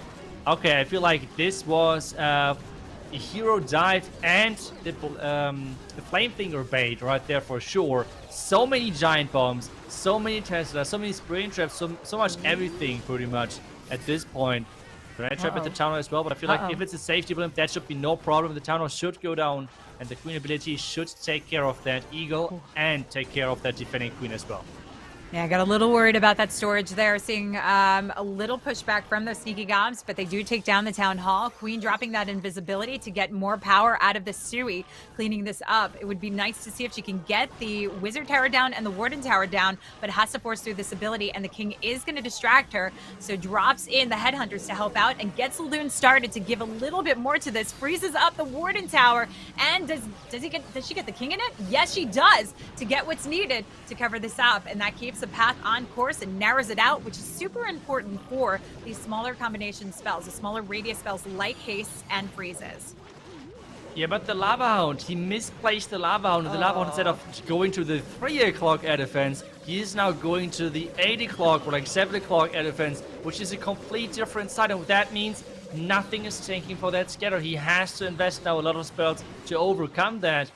But that's obviously quite a big of a problem because no traps were triggered, nothing whatsoever. And now he has to somehow try to overcome this, and they need the 3-star. Without a 3-star, they would have no chance pretty much of a comeback, or it would be a really low chance. Now we have the loons coming in, no more haste spells, only one more freeze. But time is ticking again, nice spread of loons, but I don't think that that's going to save him. No, 27 seconds left. He's trying to hold on to that freeze, likely for the AD on the back end, but there's nothing left. These loons just taking on too much damage with the surrounding defenses. You know, these single point defenses, even though Splash is the worst enemy against the loons, the single point defenses as the loons are trying to work their way through other defenses do make a huge impact on them. The Warden trying to clip this through, but Warden and Electro Owl just not fast moving enough. So it is, unfortunately for Chen, going to be a defense giving a massive lead now to Badzinger. We're talking about potentially 2 stars here coming into it, unless they can somehow find a way to defend against the last 2 attacks coming through. So this is going to be really difficult for them. And actually, not even that, because they would need, I guess, they would need like maybe a 1-star in this one, since we have Badzinger still 1 attack behind. Like, we're talking about massive, massive defense, which, you know, we saw a final 1-star in the last war. It could always happen. You never know. But I think the momentum that Badzinger is carrying, that's not going to be a possibility. You know you need to get a safe 2-star in, you get a safe 2-star in. That's right. And I feel like at this point, 1 3-star, 1 2-star, they're through it, or depending, or even like 2 high percentage attack could be already enough, and it's going to be another Queen George, but again with Hydra, which so far had great success coming in from the other side of the town hall, and then making sure that he's playing the Hydra on one of the flanks of that Queen George. Looks so far as well that he's trying to then wall break his queen further in into the multi-inferno tower on the left side, with coming in with his dragons and dragon riders from the far right side with the blimp again for the town hall. So far looks good. A lot of test loons are getting used to somehow protect those healers. If the healers are going down, that would be a huge problem. Wallbreaker is coming in. Ooh, The giant bombs are getting triggered nice. before that, and with that he's getting the connection he was looking for, and the queen can just go through everything and even take down the multi-phone tower. That is stunning. We've got an additional wall break as well. Let's see how we're going to carry it through. Could connect it to that elixir storage collection to get the queen into the scatter shot position and work along from the back end of the base. So that's what I'm curious to see, is how far we're going to push this queen to try and work her way through to get into this. We can already see the Hydra starting in from that 3 o'clock position. So we do want the queen working around towards that outside perimeter of 9 o'clock, king on the outside edge as well, keeping the drags and drag riders funneled in course. Now we do have the single right over that town hall here. So the combination that we expect to see is definitely going to be, I would say, Yetis, possibly, because we do have the rage that the queen might not need coming into this, and she has her ability as well. But we could see sneaky gobs easily, but it is the raged up Yetis. And when you have these surrounding defenses, this is really what you want to see. Has to freeze it up because of the position of those Yetis not getting to the single, but the drag riders actually take it down, and this works out lovely as long as that queen can get through. I'm surprised he did not use that wall breaker at the storage connection to try and open up that queen rather than letting her beat through.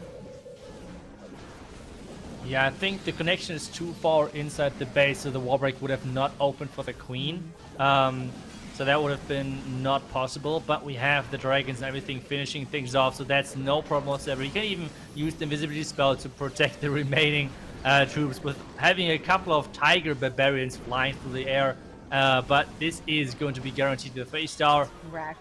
Another 3-star for Badzinger, and we have talked about a Cutie Fenn would have needed 2 great defenses, which at this point is off the table. It is going to be the 2-star lead you were talking about for Badzinger at this point. With both teams having only 1 attack left, it would need to be the 1-star defense, which, I mean, come on, Badzinger so far 4 out of 4. It's really unlikely that a 1-star at this place is going to happen. But first, Cutie Fenn needs a 3-star to even force this opportunity, because they are now 2 stars behind. And if they would 2-star again, this would be out of reach for them most likely. So they need the 3-star to have somewhat of hope, even though it's a really small hope overall. Yeah, but what I do have to commend is the way that Badzinger has been coming together more recently. I know there have been a bit of struggles, like I mentioned earlier, in the teams, and particularly for Ano. We've seen Ano coming in with a couple of 1-stars in some previous wars, which can be difficult as a player to overcome. But he's definitely showing that, you know, he just lets it slide off and comes in, because that was a very powerful attack. And this team is certainly jiving now. They know it's on the line here. They know they need to work hard, and they want to try and get in to face off against Vitang in that upper bracket match. And the way it's going, it's looking like that is going to happen. But we still have 1 more hit left from each side, so we can't count anything out ever. You never know what's going to happen. Disconnects, which we never hope for, but 1-stars as well. That could always be a possibility with just the right baiting. But Cutie Fenn has their final hit in. Let's see if they can finish off strong, pull in that 13-star war for themselves to build up the confidence going into the lower bracket as he works through with the Queen Charge Drag Rider. Now Queen is setting up her path, leading towards that town hall, can wrap her way around and through. So we send in a sneaky goblin to start setting up that course to enter her in through the small, narrow opening at the 9 o'clock compartment. Yeah, the queen is Wait, no, what? Come on, come back, queen, come back.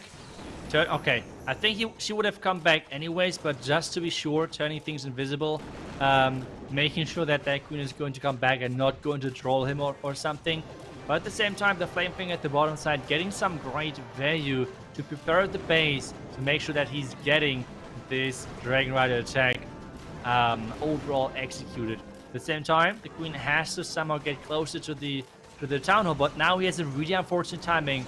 But he has a great clan castle against him for that, because there's now a lot of spells needed. Another freeze, and somehow for now at least he's keeping those healers safe. But he needs to most likely, use the visibility cell again, and now the single Inferno Tower has to go down. Yeah, Minion's just dying out through that poison bomb. Queen's going to go through the poison as well, but it's those healers that you rely on not going through it. So we're going to have to drop a rage to keep her going strong, but the healers are getting sucked up in that tornado trap. And is he going to lose them out? Does lose them out, unfortunately, which means he's not going to get as much out of this Queen as maybe he had hoped for. So let's see what he can do with the Drag Riders, with the Royal Champion working along. We've got the Warden ability popped off, but this rage actually mostly wasted for these Drag Riders. It's pushing the Warden along, will help with some of the minions, but the Royal Champ really the MVP here, trying to cut through the base, get to that scatter shot, but there's no spell support left, so that's the biggest problem, especially with the King. But hold up, this Queen comes back through with one healer, getting her back to half health to try and get through the scatter shot, or at very least distracted, with one Drag Rider left, hoping that there's no traps here so he can finish off with the 3-star. Ooh, the healers are coming over. Can the healers tank anything? A Black Mine to finish off the Warden. And now the one Dragon Rider. The one Dragon Rider, another Black... Okay, there was, I think, even 2 Black Mines. And I feel like at this point, no way. The minions, they're trying. The Wizard as well. But I feel like the Scatter is just too strong. And that means Cutie Fenn, another 2-star. Overall, it's going to be a 12-star for them. Badzinger is already on 12 stars, so this means this match is pretty much over, and Badzinger has their victory to actually match versus Vitang in the upper bracket, and that's going to be a crazy, crazy match. But first of all, the question is, can they get the first perfect war in this Group B? Because so far we have seen 14 stars, but not 15, so that's like the big question. Yeah, we did see 15 stars yesterday, so it's not out of the question in this one. But you know who we have left? And I saw this in one of the chats saying, did Hugo Stiglitz leave, when did he join Badzinger? Well, part of the matchup for Badzinger has included Ano and Hugo Stiglitz, who are part of formerly Carnage Gaming. So when that team dissolved, we've seen a lot of split-ups from the start of the year, with teams trying to find the best combination to make their way into the World Championships. And while you see some of the hiccups along the way as the teams start trying to learn to work with each other, you also see these exceptional performances. So Hugo Stiglitz finishing this one off. He's known for his Queen charges, but he's an exceptional attacker. And yes, we are going to see Lalo, because this is one of the things that he does excel at. But we've got the blimp coming in, stuck in the tornado trap, not making its way through. Drops the invisibility spell to try and keep everything safe coming down. Are we going to get the Blizz factor that we need? Looking like it. So he's able to get the CC lure, get what he needs out of it, but we lose out with those giant bombs. But he's gotten most of what he's needed in this one, and I think he's satisfied to pull this to the outside edge and start with his Suri. Yeah, Queen now has to take down the Clan Castle, then can join up with the King. He has even Ice Golem in the mix as well to make his push even stronger. And especially taking a look at where he's trying to push in with the Scatter, with the Ground Expo. The Ice Golem really makes sense, and it's going to give him a lot of power to push further inside the space. And then making sure that he later on can join with maybe the Royal Champion. I don't know if he's going to go with the Mud, just for the Mud on the bottom side, or if he's going to try to send it with the Lalo. Most likely he's going to send in the Royal Champion from the bottom side. There we go, to take down this multi-Inferno Tower. Queen though, the Queen has to come into this compartment as well, but so far it seems like she's skipping that compartment. Nope, yes, nope, where is she going? That's the big question. But with this pathing, she's even taken down the defending Queen, which is even more value, so things are looking really good for Hugo. And the air sweeper as well, which is very nice, especially the position he's coming in with. We still have the multi to worry about. Both actually, indeed, as the Royal Champ is slowing through. He's got the invisibility spell, but that's only going to take down one. We still have the one in the core of the base that we have to worry about. So the timing of this Warden ability might be critical, especially as we see some outlying traps slipping through. So pops this in. Is it going to make its way, force through into the multi? He can freeze it up if he needs, but he's got the ability, clipping as long as possible. As those traps came up, they're taking on a lot of damage, and we're going to see losing out on potentially a lot of these loons, but holding them on for now. Freezes and haste are going to be very important and critical, since we have a back end Wizard Tower to worry about. Drops the haste and freeze to get those loons coming in, and we actually still have a Hound tanking for this. Yeah, this is a great attack. Really, really good opening. I feel like overall, yes, it helped that the screen did not go into this scatter compartment, instead just finishing off the core, finishing off the defending queen. And with that, we have our first, wait a second, our first perfect. If the Warden is take down their last building, and there we go. Nice attack, 15 stars for Badzinger. I think they can go into the next match versus Vitang for them with their head held high. So what a matchup this was. But obviously we're not losing any of those two teams because we have a lower bracket where they have a second chance and not dropping out of this Group B just yet. Yeah, this double elimination, I think, is something that the players really enjoy. The single format can be really tough, especially as we've seen through the qualifiers. It does leave a lot open, especially when you don't know who your opponents are. So once we come into this, it makes it a little bit easier, but it doesn't make it always easiest. I know that, Strut was a team that people expected to see get through. They got knocked out, but MS Esports and Queen Walker's performance were absolutely phenomenal and superb and well-deserved to get that win.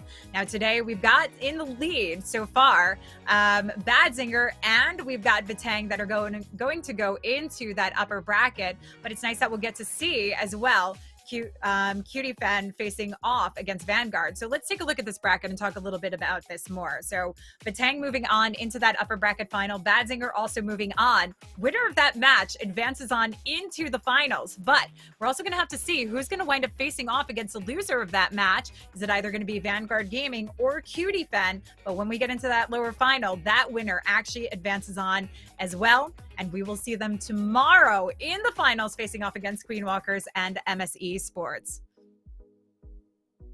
That's right. And I mean, there's a lot of room still for things to happen, but either Badzinger or Vitang are going to be guaranteed in this next round and have to face then the second team of Group A.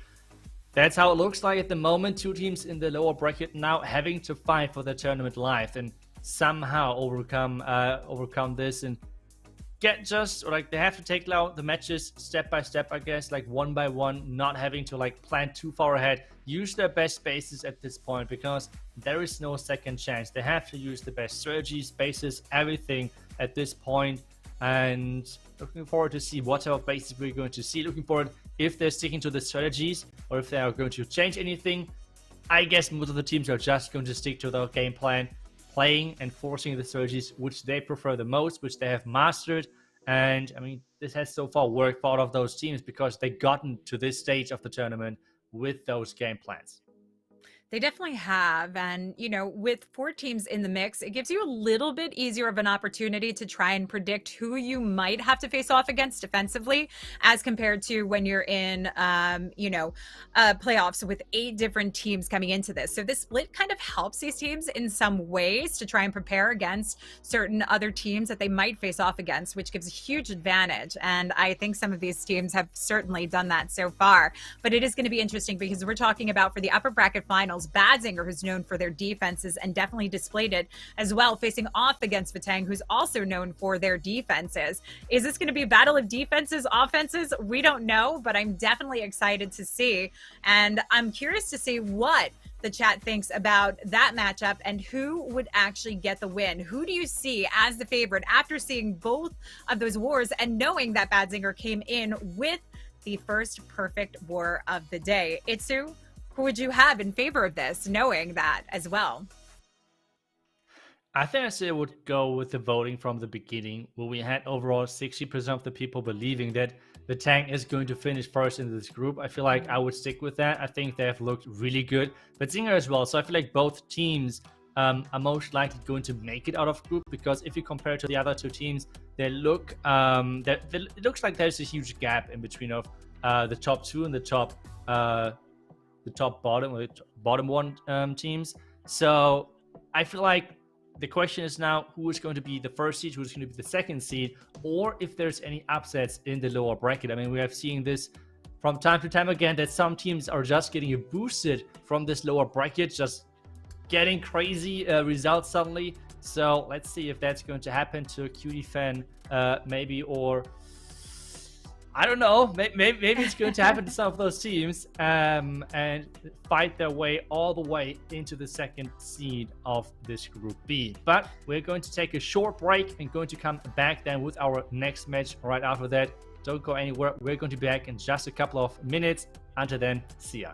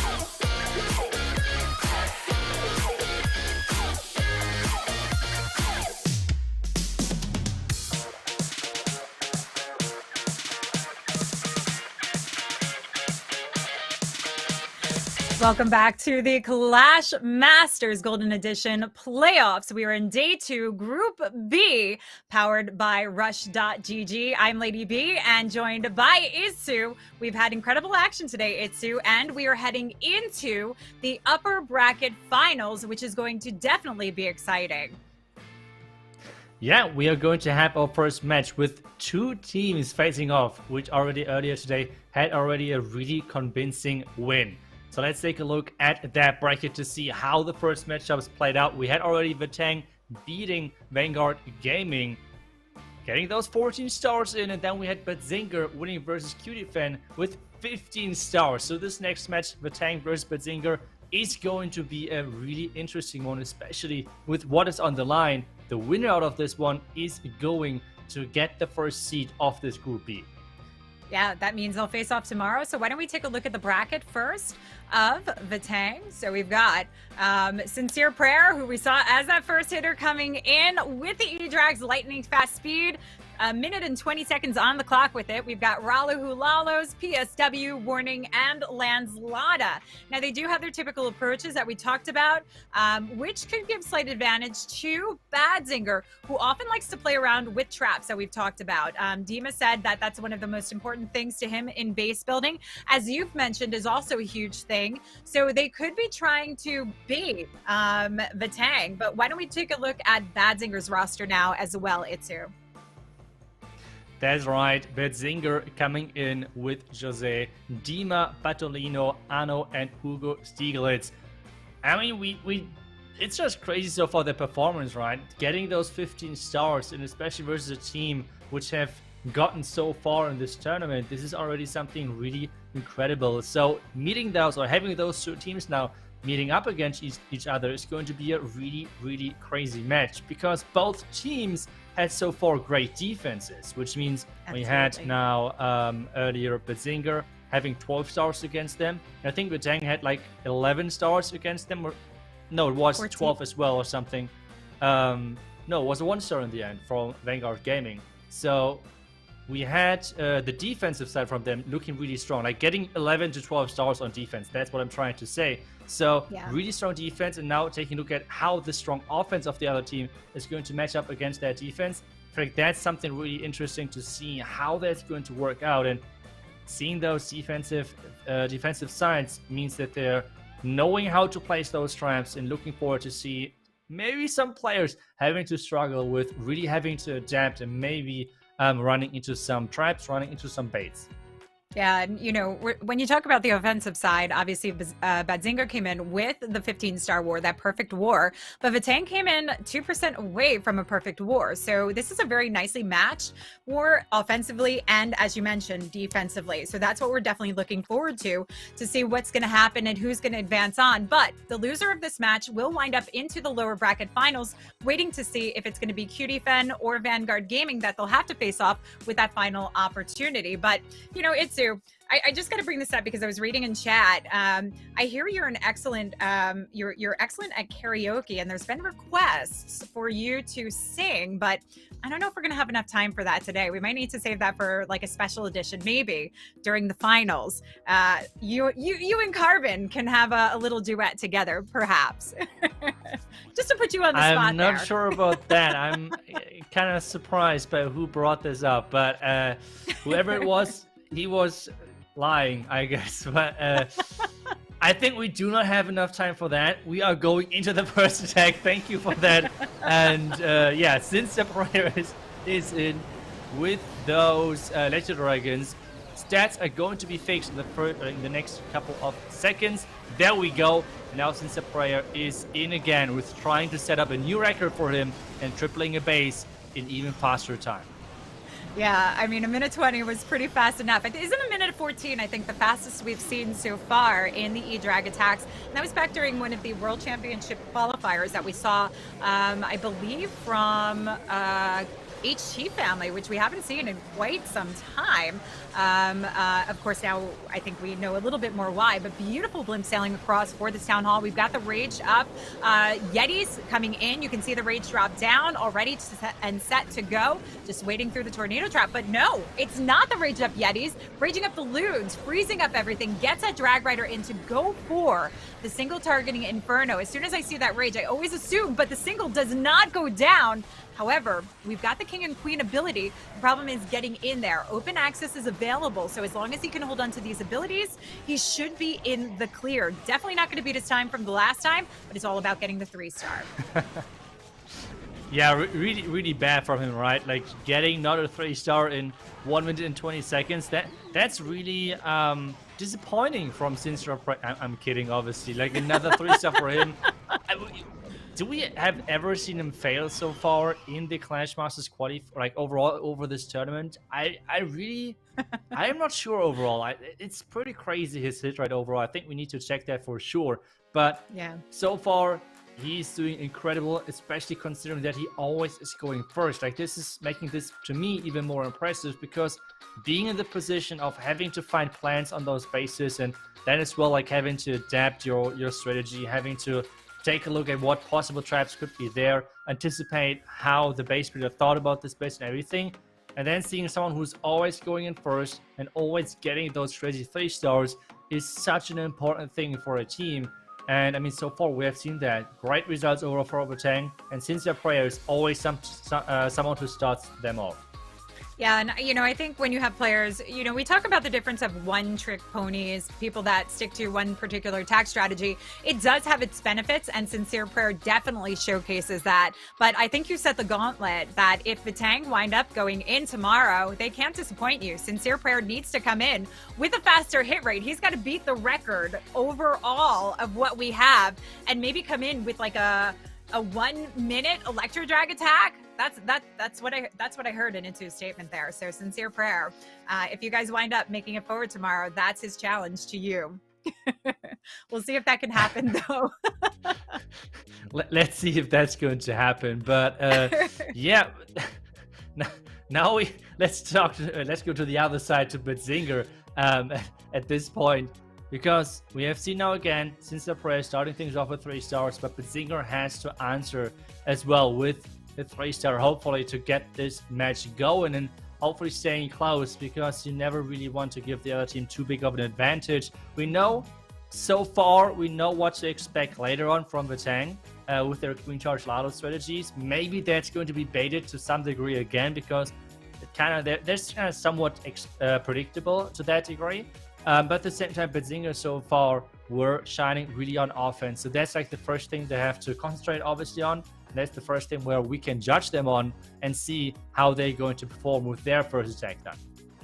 Yeah, absolutely. This is what we're waiting to see. And I don't know that they have a particular lineup as well in which they go through as the first attacker, but I believe it was Jose who attacked in the first position, and he did exceptionally well with his Lalo. Let's see if he'll be the first hitter again. Yes, indeed, coming in. And maybe this is more of his strength. We'll have to wait and see, but coming in with the log launcher, Hero Dive Lalo. So we do want to get some power out of this, since we are bringing in the Ice Golem and the log launcher to cut through the base, likely leaving the access for that town hall to work our way through. And I do notice the heals, so when we're coming into that, we do have to keep in mind that there is that surrounding multi that he would want to use coming out of. Yeah, Tesla form found again right away, and going straight into that with having a lot of things to take down first with the traps, with the Tesla and everything, so that's not too bad. But he's really struggling to enter in there with a log launcher now as well, trying to dive even further into this core and get that multi-fermentar out of the way. Sneaky goblins now to push their queen aside, but there is still the defending king. But if his own king can take the king out, that would be great. Skeleton trap to make the queen push even stronger. And so far, this is looking great as an opening. It definitely is getting a lot of power in this. We've got the Rocket Loons and Yetis coming out. We still need to get that multi down, which stands, but so far, Heroes trying to work their way along, and Yetis are distracted, so really need to come in and get that multi down to invest in what the Lalo is going to need. Leaving that up is going to cause a huge problem. World Champ launching her Seeking Shield, but not making her target there. Queen is still alive with her ability, and there's really no other position for her to go, but she's taking on a lot of heat, so might need to drop a freeze, rage her up to get into that centralized compartment, but starts the Lalo already, coming in, head in for that Town Hall. Again, we do have the heal, but the way that we're going in, we can freeze up not only the Giga Inferno, but that multi and try and make our way through and pop that Warden ability. Just has to wait for the timing in case of a Tornado Trap to get the most value out of it. And there you go, right once they're over the Town Hall. This means we can use the heal coming out towards the splash damage with the Wizard Towers and Scatter Shot. But look at this, the Queen gets done what she needs it to and gets that multi down. Yeah, getting that mortar down, clutch move, but with the back end scatter, things are still looking sketchy. Skeleton spell to somehow tank those scatter shots, which so far is working great. The haste spell to get everything inside, now turning the Wizard Tower invisible to get the pathing onto the scatter right away.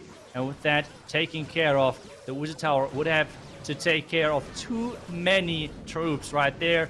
And that means it's going to be a 3-star. It's not as big of an overkill, which we have seen already from Badzinger, but still, a 3-star is what counts. That's what they needed, and they're getting things done.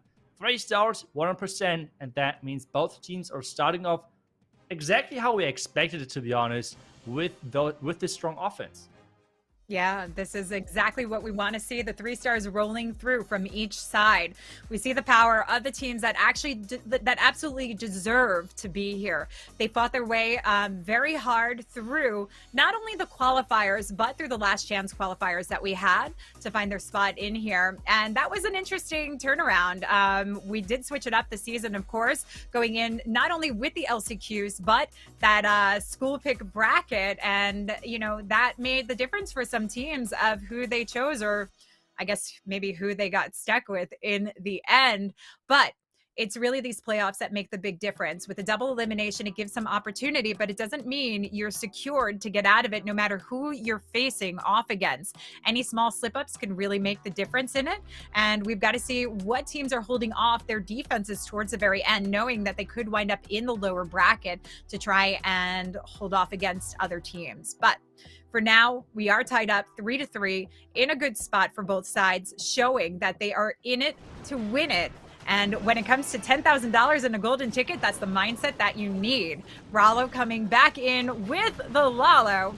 And we do have 5 freezes for this. So this is going to be interesting. We saw this yesterday with 5 freezes for a Lalo to actually come through, but also coming in from the opposite side of the town hall with that log launcher, trying to get the value of the centralized multis and really take down that damage zone. So Yeti's coming through to help out. Queen's on the outskirts, but the King is also going to help work through as the Royal Champ takes down the Eagle. So this is a lot of huge value here, Itsu. Yeah, it's a lot of value. Overall, we see those log launcher hero dives for Lalo more and more often. I feel like they're just so strong. Overall, I feel like the log launcher is such a powerful siege machine, which is as well really hard to be baited, because I mean, how do you bait that really? Because the logs are just rolling through anyways, and as long as there's no 1,000 giant bombs which are going to take the log launcher out, nothing is really changing too much. Invisibility spells to keep that Queen shooting at that Expo, and there's not too much damage now on that Queen, which means she is going to be able to take that out, that Lava Hound, and should be really easily moving forward with the poison as well. Freezes onto the Town Hall, and things are looking really good for him, with only the Scatter and the Royal Champion to worry about at this point. Wow, that timing of the Warden Tome, not only for the Town Hall, but the impact of the Scatter Shot. Rages up and freezes to get these loons in, and they just escapes narrowly the Poison Bomb here to get through that Rage, coming in just in time to sweep these loons across. They bypass, though, and still need to get in that safe zone, but it is still a done deal here for Rallo. Clearing up the board and keeping the 3 stars coming through with plenty of time on the clock for the cleanup, especially with the spread out of those minions on the outer perimeter. Yeah, what an attack this was. just wow. Like those lock launcher charges, like not charges. I always want to say lock launcher charges, but it's just like this hero dive. Even though it does not look like it, like already half of the base is gone after those heroes with the lock launcher are getting sent in, and this is what makes this so impressive. Then the Yak obviously opening the perfect wall to get this queen even more access to the flank, and with that another great 3-star for Vitang, and they'll keep pressuring Badzinger. Maybe that was the thing which then again gave Badzinger the confidence of moving forward to this perfect war, because Cutie Fenn struggled quite a bit versus their bases after the third attack roundabout, where they had a lot of 2-stars then, which gave the freedom of maybe taking some more risk for Badzinger, overall having more confidence and not feeling the pressure as much anymore. So now with Vitang always getting the 3-star before them, they always are going into this cycle of always having to react, always having to tie things up, which is mindset-wise way harder to deal with, I believe. Yeah, it's definitely hard for these teams, but I think they're definitely showing that the confidence is there. They know their abilities. They know their capabilities. It's just being as on guard as you possibly can be. You have to keep on your toes, and that's where you have to keep calm, knowing that the other team might be trying to bait you, and think about all options and opportunities. And that's where you have to have like plan A, plan B. And that's where you see a lot of recovery coming in from, with teams able to turn around attacks that might not be going in the right way, even if it's a high percentage 2-star, because we don't always get to see the perfect wars. We do sometimes see those 14 to 14-star wars, and the percent factor does make the difference. So even if you are not going to hit that, you've got to keep your all going in. So Padalino for Badzinger with more Lalo action, but we've got a different setup here this time. We do have the Skelly Donut coming straight into the core of the base, and if we zoom in a little bit more, we can see he is going for that multi and that CC. What I would have loved to see if he would go for the trifecta and get the other multi down, but that is being a little bit greedy and asking for a lot. And considering where we're coming in from in that scatter shot position at 3 o'clock, that should give the Royal Champ the opportunity to actually sweep her way through, work with the King, and take it on.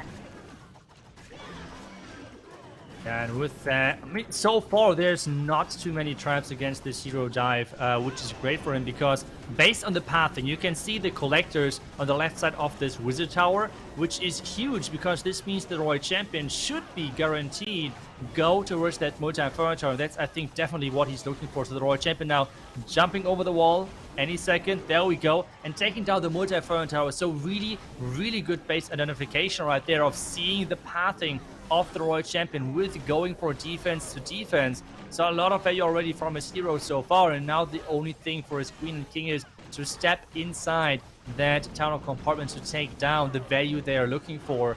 So things are looking great for Patolino. Then the Lalo, and that's like the big thing this time around though. Oh, Queen. Wait, is that a base building mistake, or is that actually intentional that he can reach the Inferno Tower? Either way, the King should... No, the King should not take down the tunnel, because the King is already... Yeah, no ability left, you said it. Yeah, no ability here, but the Queen trying to get through, freezes it up. Is it enough for the Queen? It's a unicorn that gets targeted by the Eagle, so the Queen takes it down, and this is perfection. We've got some loons surrounding the back-end defenses, which is great, because it means a little less worry on the cleanup here, and the Stone Slimer taking some of the front line as we spread the loons out. Now, the position of the Warden here is specifically geared towards getting those headhunters in for the heroes, particularly since we have the scatter shot coming in at the same time, but the Stone Slimer will come in right over top, and this is looking excellent for Padalino. He even has a freeze left over and 3 distractionary loons for those back-end defenses. Yeah, the haste spell is nicely placed to move in. The split is awesome, and with... Oh, I mean, the defending Queen is... Oh no, more red mines. Minions are getting taken care of, but there is so many pumps and so many minions to actually take down that defending Queen. And with that, it's going to be another 3-star. Both teams, it seems like, are not feeling the pressure at all and getting a 3-star after a 3-star. And to us, all what we are asking ourselves is like, who is going to be the first team, who might be the first player to slip up and maybe get a 2-star after those attacks? Because so far, both teams are living up to the hype, are living up to the performance which they had so far in the tournament. Remember, Badzinger had the 15-star, but at the same time, even though I felt like Vitang is more consistent, they really are not that often, at least in this competition, not getting the 15 stars. So they have really consistent the 14 stars, but not any higher. So if Badzinger can keep that 15 war, or like repeat that performance again, they have a really good shot. But at the same time, the first attacks typically are like the bases, the plans which you're seeing first, where like you're saying, okay, I like that, but like we do not even need to discuss that plan. I like that plan, looking for it, just go for it, triple it, easy snag. While the later attacks typically are like the bases where you are like, can we not like skip to the next base maybe or something like that. So let's see how problematic this is going to be. PSW again with air, this time no super dragons, instead we're having the dragon and dragon riders. Yeah, so we've got that Hydra coming in, early pop of the Warden ability to get the blimp over top, and we've got the clones to spread out, take on those defenses, and really clean this up. He's getting some decent value despite the tornado trap, but does not pick up the Battle Builder Hut or the Tesla here, but he does at least keep the dragons out of harm's way of that poison bomb and tries to keep the majority of them centralized into the core, but that is very reliant upon this king and queen getting in towards the eagle. So the multi goes down, but we do have a drag rider in there for the multi along with the dragon drop C freeze to try and hold this off and give it a little bit more opportunity. Yeah, with the king still going strong and saving his ability, this is looking not too bad. The only problem right now is that defending king, which can deal a lot of damage to those heroes moving forward, but the Lassie was tanking nicely. Is the king now walking inside? That's the question. So far he's tanking that scatter, tanking that splash, but now the hound is coming out. Royal champion and queen might be delayed due to that. The king ability is in, going for that scatter, but not just yet. Now we have him going for that. The poison's dropped as well. There's not too many spells, and there's quite a few defenses still left. Is the power going to be enough? That's the question. Yeah, there's a lot of time left over with 1:25 on the clock. He's got the queen ability and one freeze, but what are we looking at queen health-wise?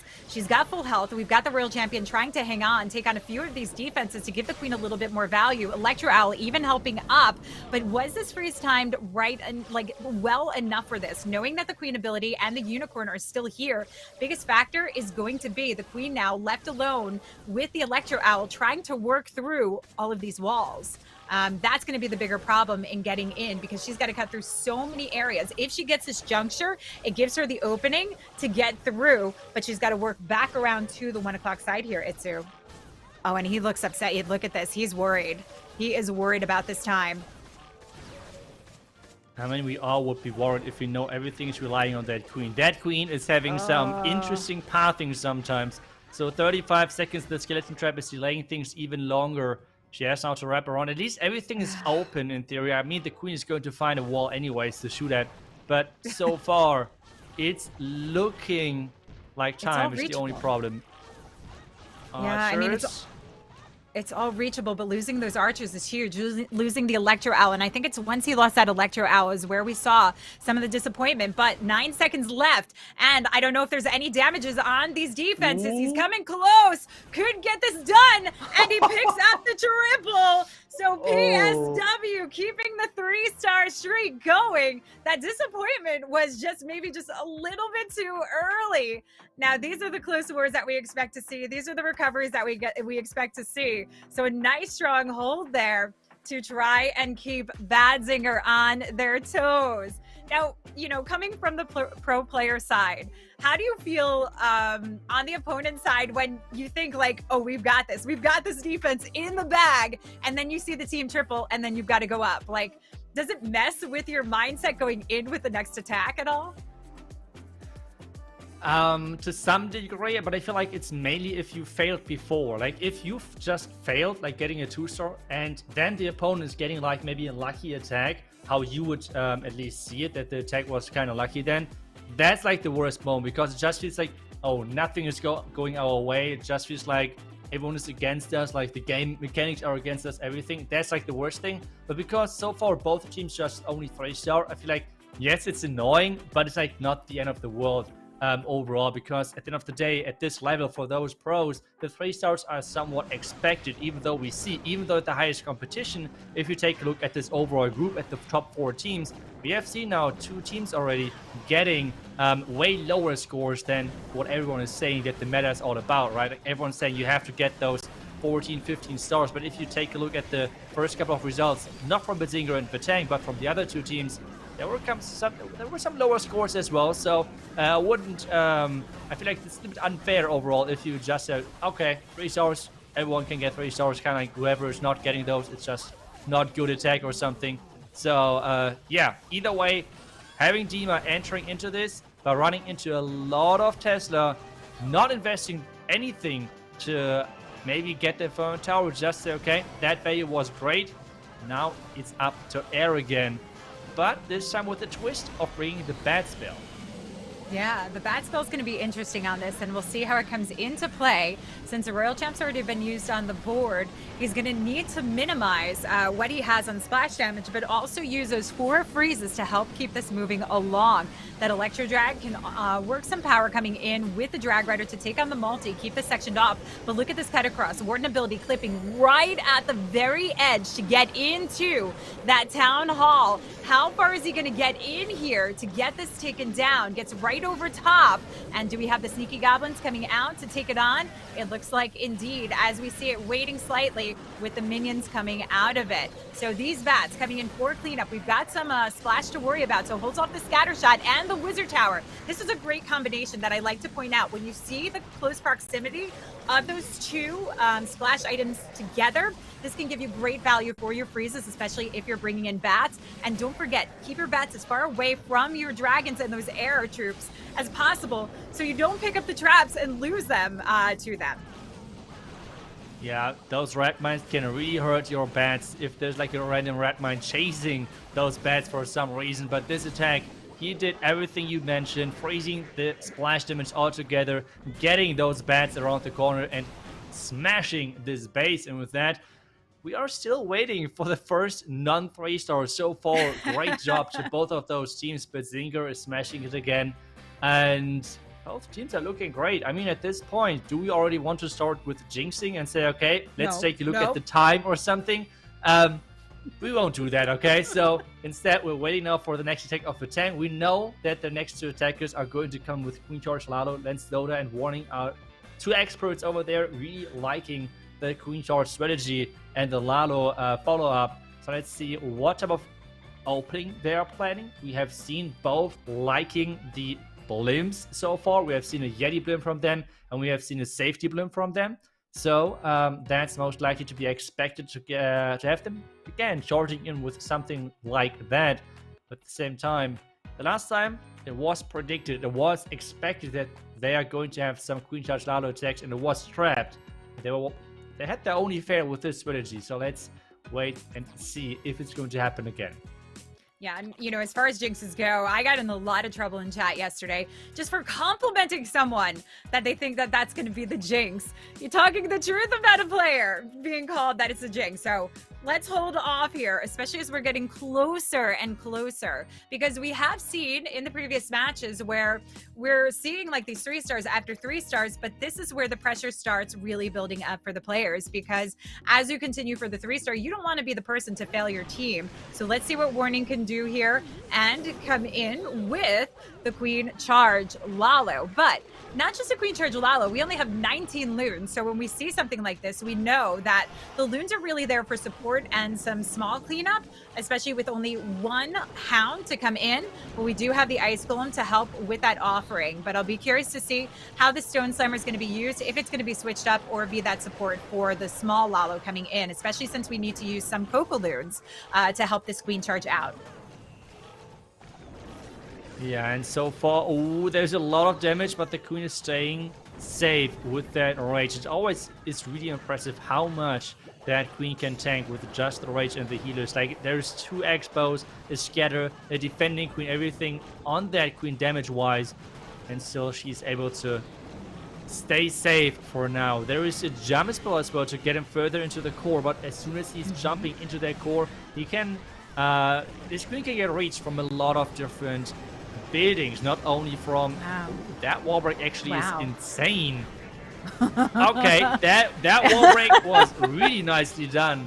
And now we can most likely jump into the tunnel compartment, which is still a long way ahead of him.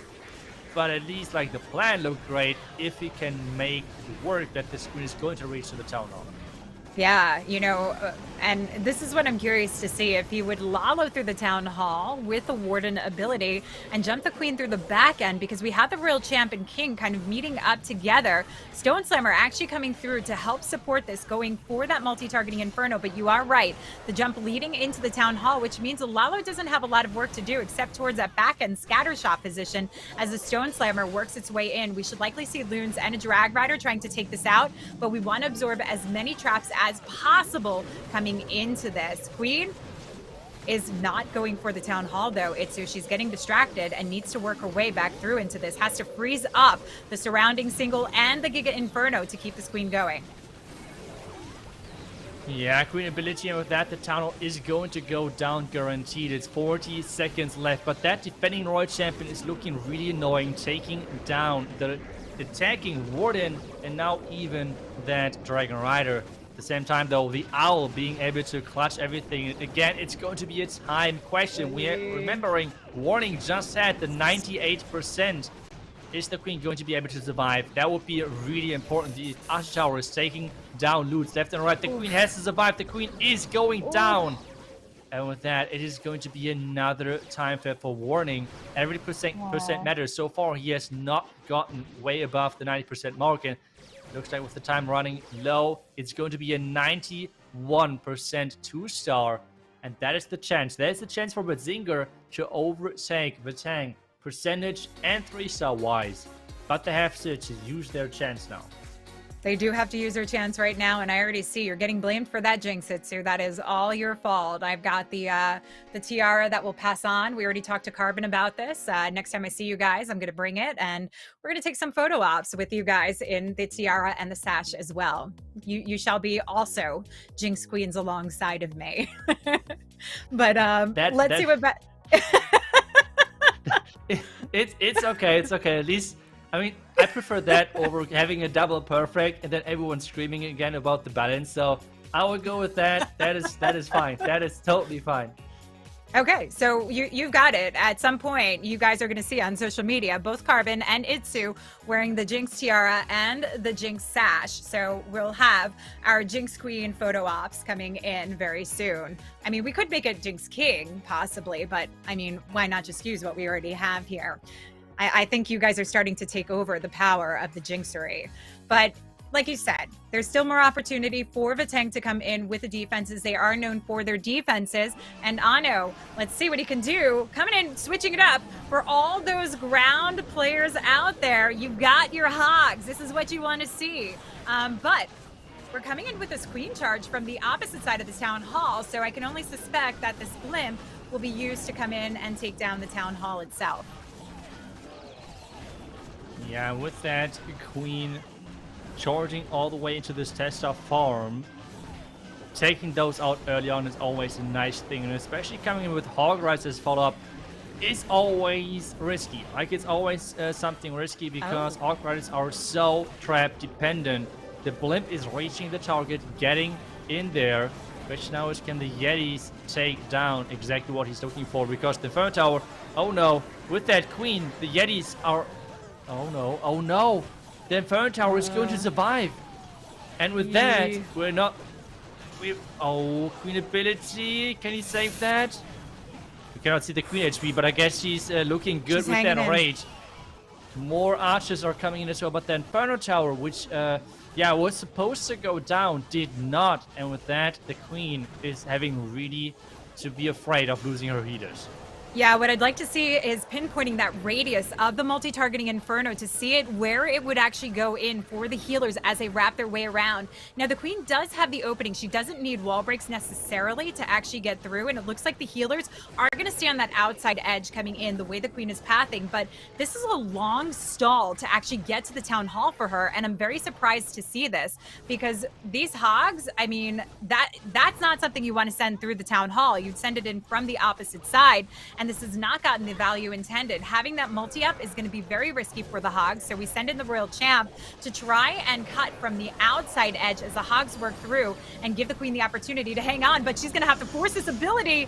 It's getting close, but he keeps her alive just barely with that final rage. There's really no more recourse except the invisibility spell to try and carry through. Royal Champ going for that multi. It's up to the Hogs now, Itsu. It's up to the Hogs with that Queen together to take down that tower. The single Inferno Tower should go down with that Royal Champion. It always surprises me how powerful those Hogs can be, because I felt like, okay, this is a troll starting off with the Hog Race from the other side already that early, with the tunnel not even secured yet.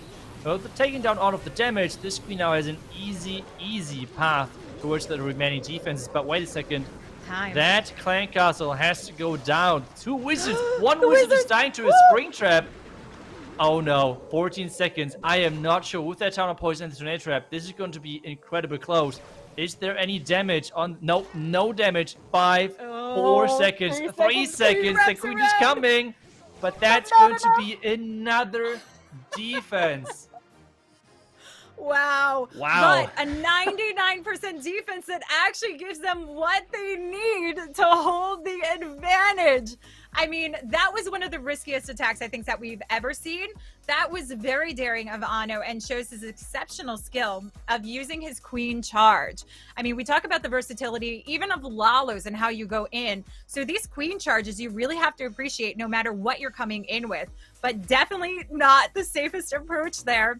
And still manages to actually time fail. Had that one wizard not gotten sprung, Itsu, this would have been the 3-star, and we could have been looking potentially at that perfect war, which now is not going to happen. So I can't even jinx it at this point.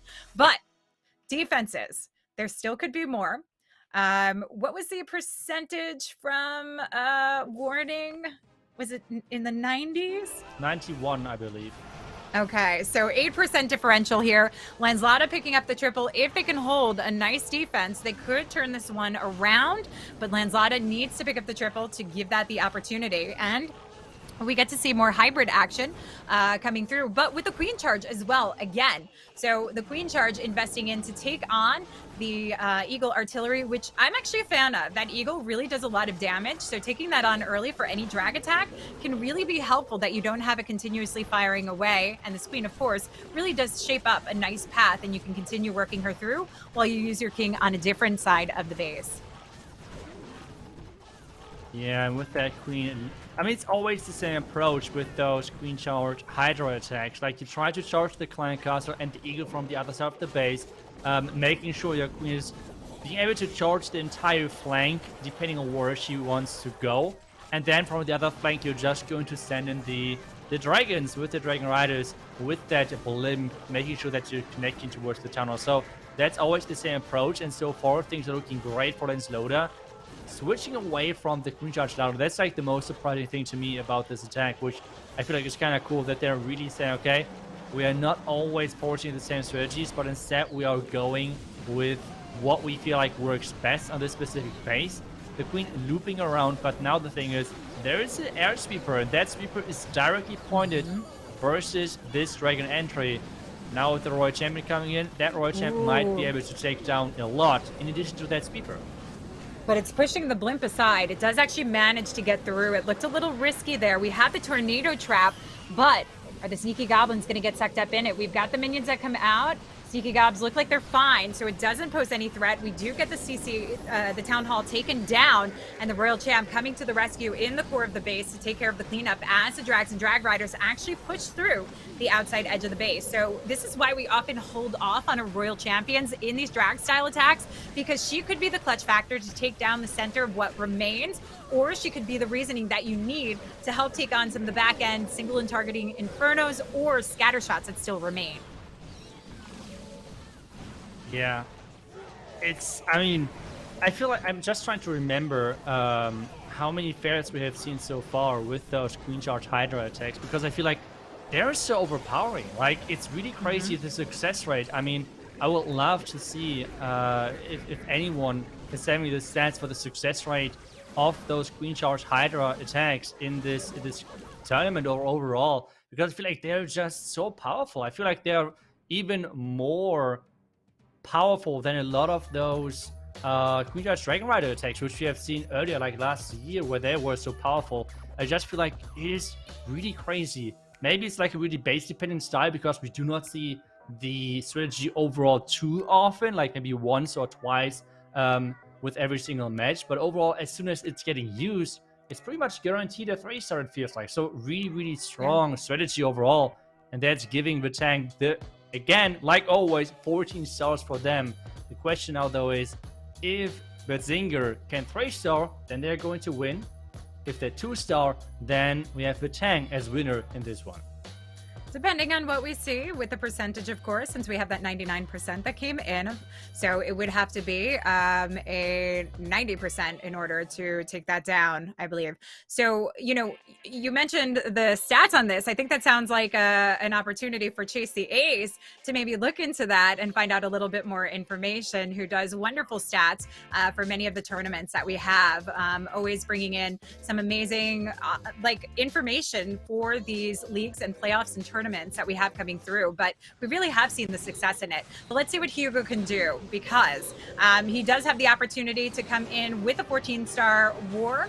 But it could just be a matter of percentage as well. The 2-star, actually, you're right. The 2-star would give the yeah, he's got to get the 3-star or it's gone. So excuse me on that one. You're 100% right. My coffee hasn't obviously kicked in, but the Blizz getting the opportunity, clearing out the majority of this compartment, getting the CC lure. And what's nice about this is you don't have to get everything on the outside edge. This is reachable for the Queen. So it's easy pickoff. You want to get into the core and get deeper what's inside. So we have the opportunity to pick up along the way and shape up the Queen's path. Yeah, and it's always really depending on this value of the heroes as well, in addition with their Blizzard. The Blizzard so far is looking good. It's looking great, the value which he has gotten. Now the Queen obviously has to step into the right direction. He's trying to help with the Archer funnel, which is really ambitious because Archers are not that quick in dealing damage. So let's see if the Queen is going to step in the right direction. He wants to have him... Yeah, that's looking good. Once they have the Queen starting towards the top side, so that's looking great with the King in there as well. And a lot of things are open with that top side compartment, so he could be able to reach a lot of defenses. Then most likely again with the Lalo through the tunnel. That's something which we're seeing more and more often.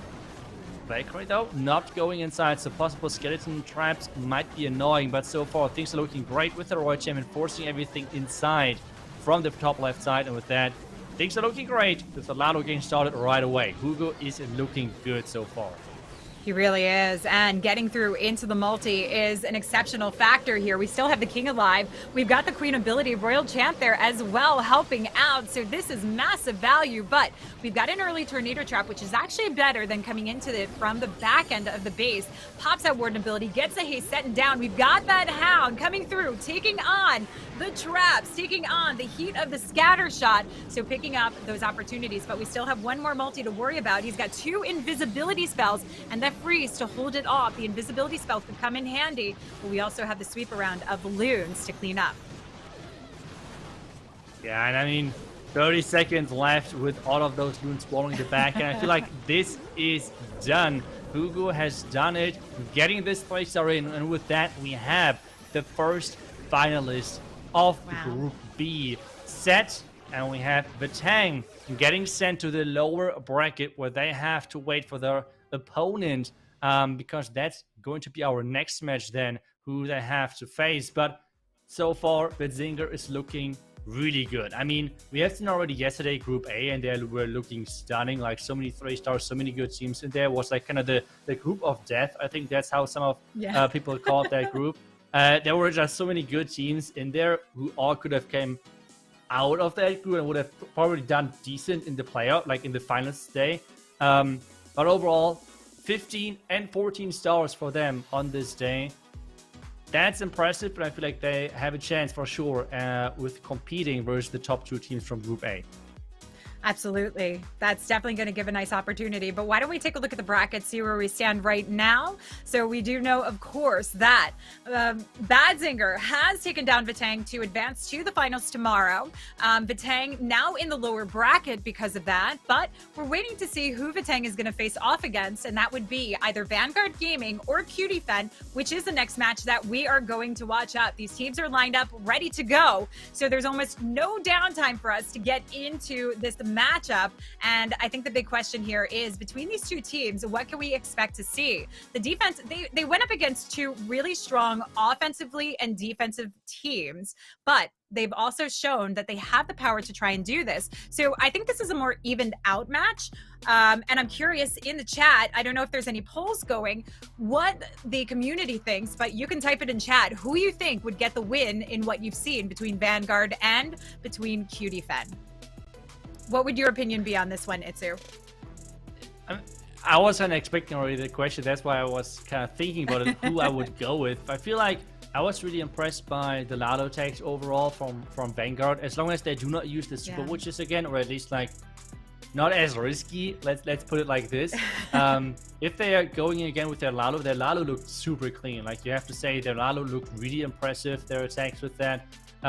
So I feel like I would go with Vanguard, maybe because I'm just more familiar with the attack strategies which they tend to use. But on the other side with Cutie Fenn, they like their super wishes as well. Like they use super wishes as well. But to me, it's always really hard to predict those strategies because I just don't know how to judge those strategies. Like that's how it is. Like it's really hard for me to like predict how the outcome of those attacks are. So let's see how that's going to work. And we have Vanguard coming in, and oh my goodness, Cutie Fenn with the box spaces. That's interesting. They're switching up the style. And they're the first team for today in Group B who has used those legend style bases overall. And now we have Vanguard coming in with this super bonus. So let's see how good this is going to work. Yeah, so, you know, with these box style bases, we're often actually seeing Super Bowler smashes working through. But you need to make sure that you have, well, he's got the Flame Flinger. And I'm curious to see if that's going to be used for the Town Hall while he pushes through into the core of the base, which is going to give a lot of great opportunity. These Flame Flingers really help out quite a bit.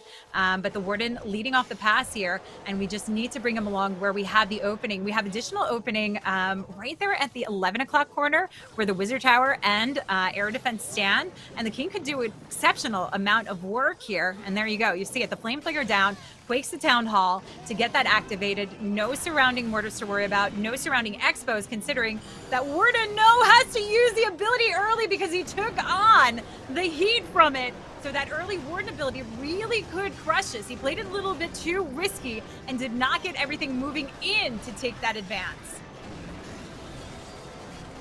Yeah, the poison is in the top side. The King is trying to get through all of those heroes, but it's always like this scatter for the tunnel, which is making this approach so strong. Royal Champion now at the top side, trying to get even more buildings down and push everything back inside. But with those super bowlers, they are looking strong at the same time.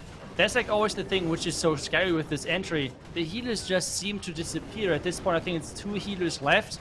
Which he has. So the question is if there's going to be enough power. But taking a look at that Flame Flinger being alive for half of the hit points, this base is looking crushed. Queen ability to finish off the Scatter and Expo, Roger ability to finish off the last remaining Arch Towers, and this base is done. What an overkill. I would be scared at this point for Cutie Fenn. Like if they're running all 5 box bases, I would be scared. But at the same time, if you take a look at the Tesla form, they somewhat predicted the entry, but Vanguard just shows the wrong 50-50 entry. Like that is the only problem. So maybe they're not as scared, who knows, but yeah, in the end, falling short, the wrong 50-50 entry was chosen. Now only time can be the difference maker at this point. Yeah, I gotta say, like, losing that Warden ability early could be so detrimental to an attack. So to recover it this way, Nebo definitely showing the power of Vanguard. 10 seconds left to get through, and we've got the Val coming in, and this is actually going to save it to ensure that there is... Wait, where's the other building? Where's the other building? There we go. Oh my goodness. I think it just was slow on moving in. I was going to say, is there something up top? Because that scared me into that I just jinxed it. I don't want to be the jinx holder, but man, that 3'd just on the buzzer there. And, you know, like I said, losing that warden ability early in most of your smash style attacks really could be the death of your attack. But I think that shows the power of the super bowlers. And are you seeing more box spaces, and how are you actually going about the approach with them? I mean, I'm happy that I'm not seeing as many box spaces anymore, because I kind of switched back to Queen Charge Hybrid, because I mean that's like my roots kind of. And at the same time, I feel like Queen Charge Hybrid is so underrated. Like, I'm trying it right now in Legend and having pretty good success with it so far. So I feel like box spaces, I personally always struggle against them. Maybe it's just me, who knows. But at the same time, we are seeing now the next attack. And if I saw this right, we have Cutie Fenn with Zuo coming in and already losing early on a healer. I think the Archer Tower actually took care of that one healer. So going in with this attack with less healing power already, which is never a good start, especially if you're coming with super witches. You need every single healing power, which you can get with those entries. Yeah, but we do have the opening. We've got the Zapquake that actually really narrows out this pathing. That Zapquake is really critical in speeding this up, which is a known slow attack. And the Log Launcher will really help out opening this up, especially if he's bringing in the Yetis to do more power and taking down the surrounding defenses, particularly helping to take down those multis. But what we want to do is hold this Warden ability as we make our way into the core of the base, where we suspect to see not only a lot of damage coming in, but the potential traps that could wind up knocking down those healers. We've got Rocket Loons though, so we've got to work fast. Do we have poison down? We have nothing to hold this off. So he's got to reach that king, at least taking on the brunt of it, and we need to get the queen back through, but the witches, Itsu, are working on the wrong corner of the base here. Yeah, but he has the jump spell to get them back on track, like jump them directly into the Expo and into the Town Hall, so that's not too bad of a problem. At the same time, what is a bigger problem is that Queen ability is getting forced, and there's only one rage left at this point, so that's like the big thing he has to worry about. Queen is coming closer. Roger ability, Warden ability maybe now. There we go. And I feel like 3 stars are going to be really tricky, because there's a lot of things standing. The Royal Champion, as always, is inside the Town of Poison without her ability. That's not the way we would like to have that Royal Champion go.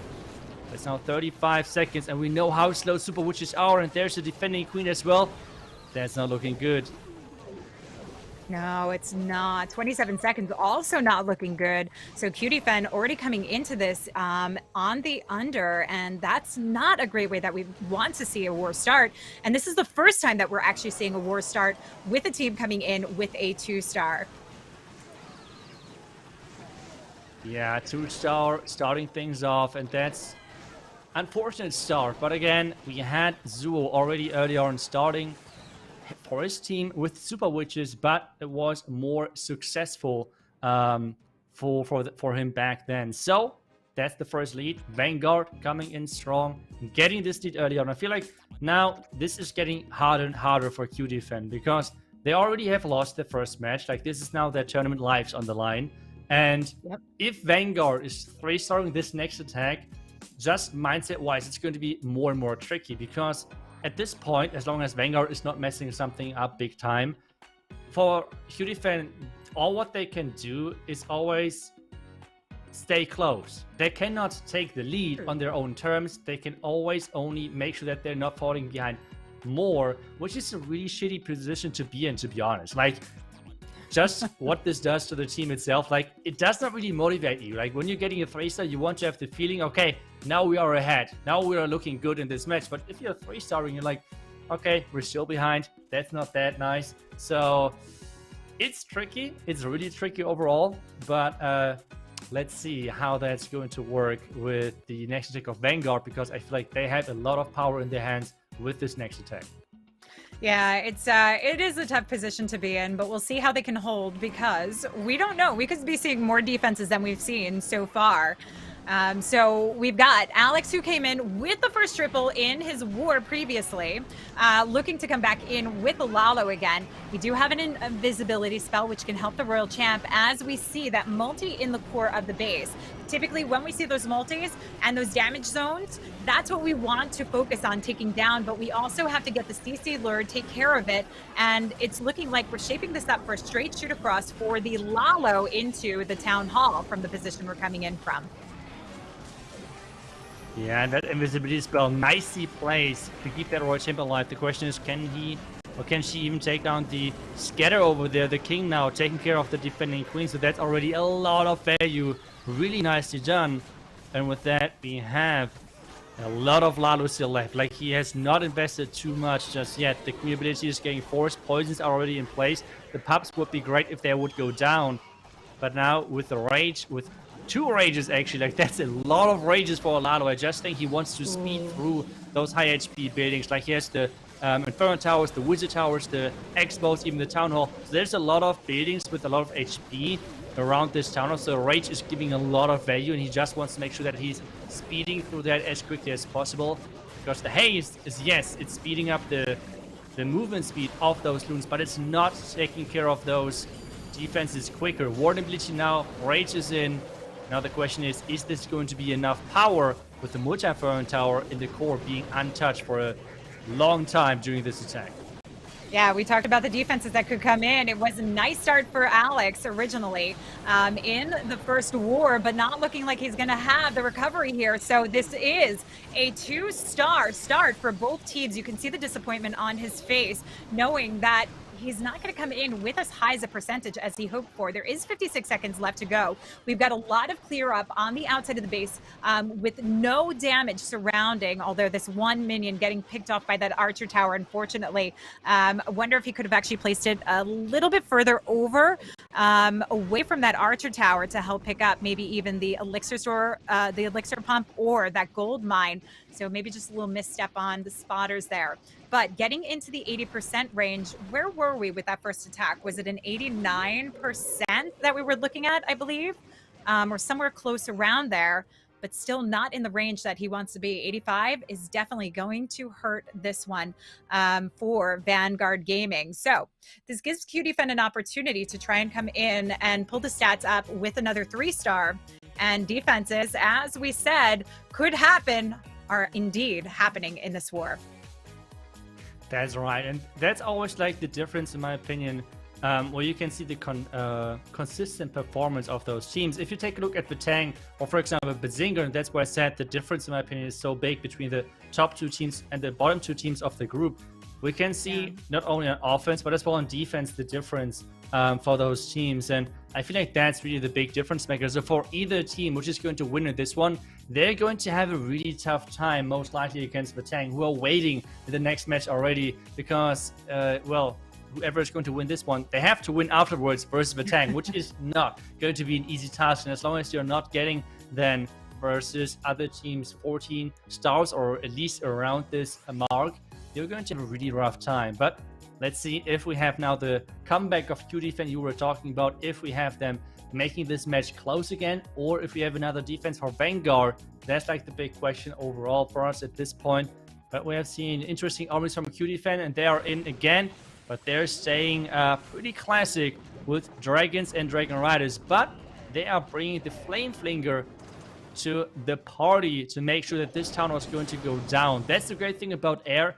It's pretty quick typically, so this means that, well, overall you can use the time to actually take down the town hall with the flame flinger. You can see already there's a couple of traps. Nice use case of wall breakers to actually trigger those possible Tesla. Yeah, and once that Tesla goes down, he's going to use those barbs to actually distract the mortar to get some shots on, so he doesn't lose out on any additional damage to that flame flinger, so it can make it to the town hall. So waiting for it to activate, gets the value that he needs, and he can now start focusing. Look at this archer also pulling the focus. So now we go for the Town Hall. Absolutely beautiful execution, but the Giant Bomb actually does it in. Let's see if he can get it done in time before it opens up. But if he has some backup Yetis or anything to work through, even a Drag Rider, he can still get this done. But that power of the continuous flame does really do some excellent damage. Yeah, and the King is funneling everything, like the dead zones, everything, like it's looking really good for this plan. Like the pathing straight into the double Inferno Tower is looking great. Even all of those traps in the core are getting blocked from the Warden ability, which is awesome. And now the Queen and the King are working around this top side. The Tesla farm again on the back end might be a little problematic. Let's see how that's going to work. Now we have the Super Dragon from the Flameflinger doing some great funneling work at around the bottom side. The Tunnel Poison at this point already ran off, so no problem whatsoever for that. And now we have 3 Dragon Riders working their way through all of those defenses behind the Town Hall. But there are even more air traps at this point. Yeah, and I like the way that the Super Drag has actually forced the Dragons and Drag Riders into the core of the base. Also sends in the Royal Champion, who's coming undercover, working along with these troops, trying to get into that scatter shot position. Look, he knows he's got this in the bag. 43 seconds left to go.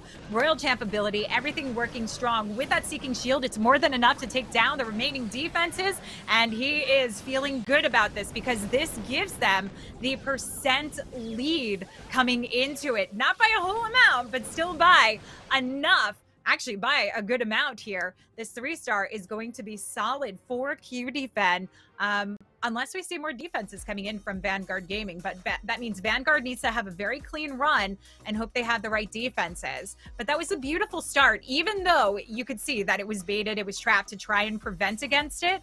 A lot of players are really wisening up to know the value that they can get and how to work their way around it. Like you pointed out, using the wall breaker to test out for the Tesla, which allows it to stay out of range of the Tesla. And then, of course, bringing in those barbarians and archers to help out. And even the Giant Bomb was not enough to actually do any damage to keep it from what it needed. That's right. It's more and more useful. I know that some pros already talked about it, that they feel like the Flameflinger is such a strong siege machine that even if you're investing a lot of resources, a lot of troop space in actually testing for traps versus the Flameflinger, you're still good to go just because the siege machine is so strong. Like that is like the big storyline of this. Like you are fine with investing multiple housing space of testing traps, trying to trigger traps overall. And now we see the next attack. Cobra is in. Vanguard Gaming need that 3-star. And we have another Lalo attack. I have talked already. I like those Lalo attacks which they have done. They're looking great. And their Lalo looks typically really clean. So let's see if they can repeat their performance versus the Vitang bases early on with their Lalo attacks. And we have the heroes diving into this, defending hero compartment with the King, with the Queen, with a lot of traps like Tesla and giant bombs. But as long as he's going to take care of that compartment, maybe even get the Eagle then with the Royal Champion, I think he is going to look fine. I think he's going to be happy with the result. Absolutely. He has got the Royal Champ ability hanging on as long as possible. The reason we do this is we get more health value out of it. So getting the most boost out of your Royal Champion is the best thing that you can actually do. But the Wizard Tower doesn't go down. We don't clean up the entire compartment. So we are still going to have to work our way around this with a back-end Wizard Tower, which is going to be a little bit problematic, especially with the surrounding Archer Towers. I'd be a little bit worried on this because it is a big Lalo. We do have the heal that can help come through for that multi in the center of the base, but he's got a Lalo like there's no tomorrow.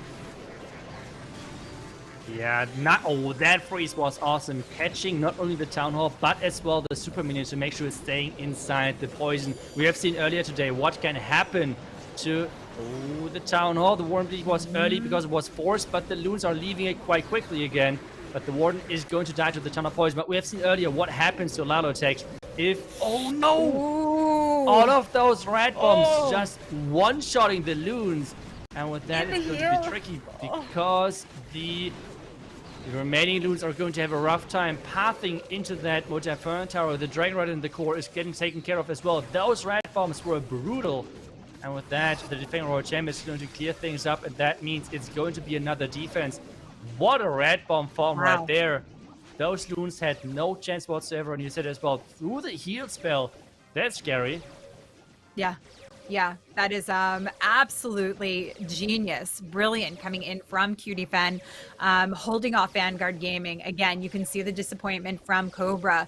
He knows that this puts him in a really tough position. They were already down on the count for percentage, and now they could potentially be down on stars, which is when you're going into those third attacks or fourth attacks, because this is their, like, that's where you have the only opportunity to actually try and turn the war around. And it's not always so easy with a star and percent differential. Picking up as much as he possibly can, but there's really not a lot of opportunity, unfortunately. Looks like he might be able to get this Dark Elixir storage just...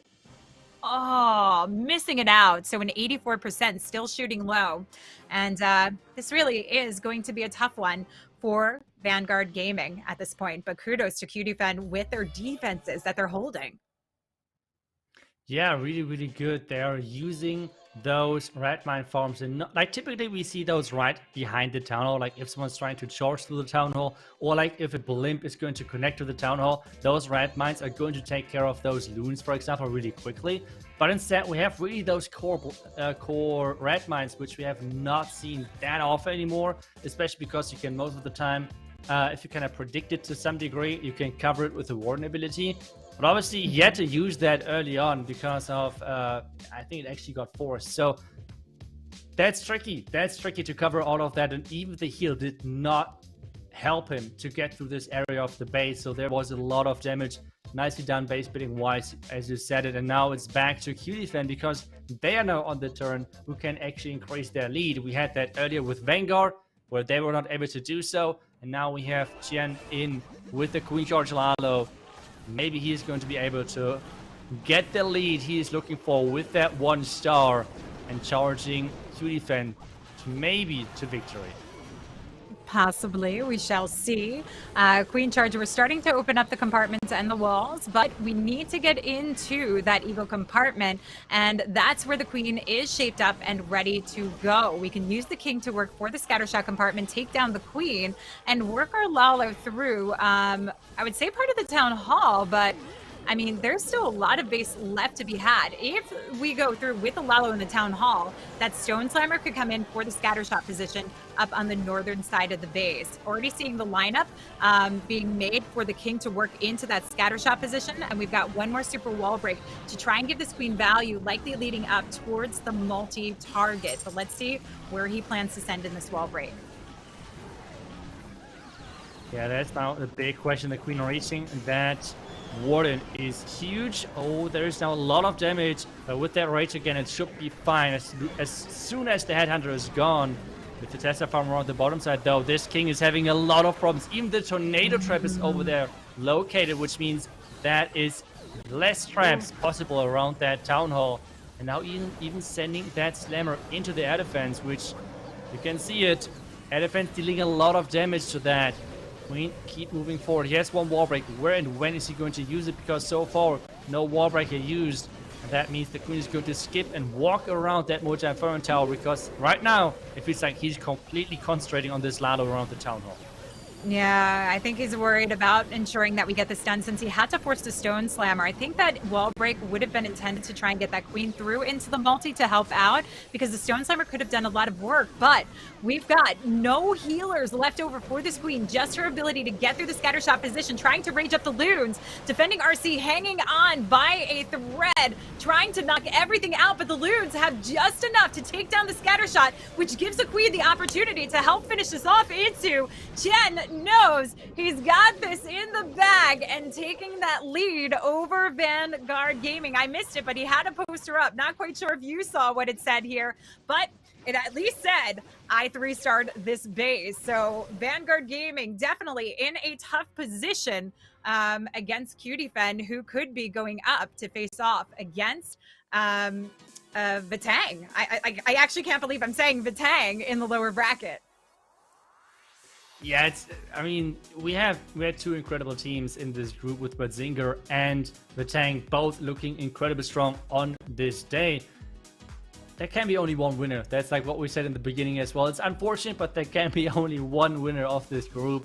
And Vitang had unfortunately go to the lower bracket, and now those two teams are fighting for being able to match against Vitang and having the chance of still coming out of this group as second seed overall. And so far it's looking good for Cutie Fenn.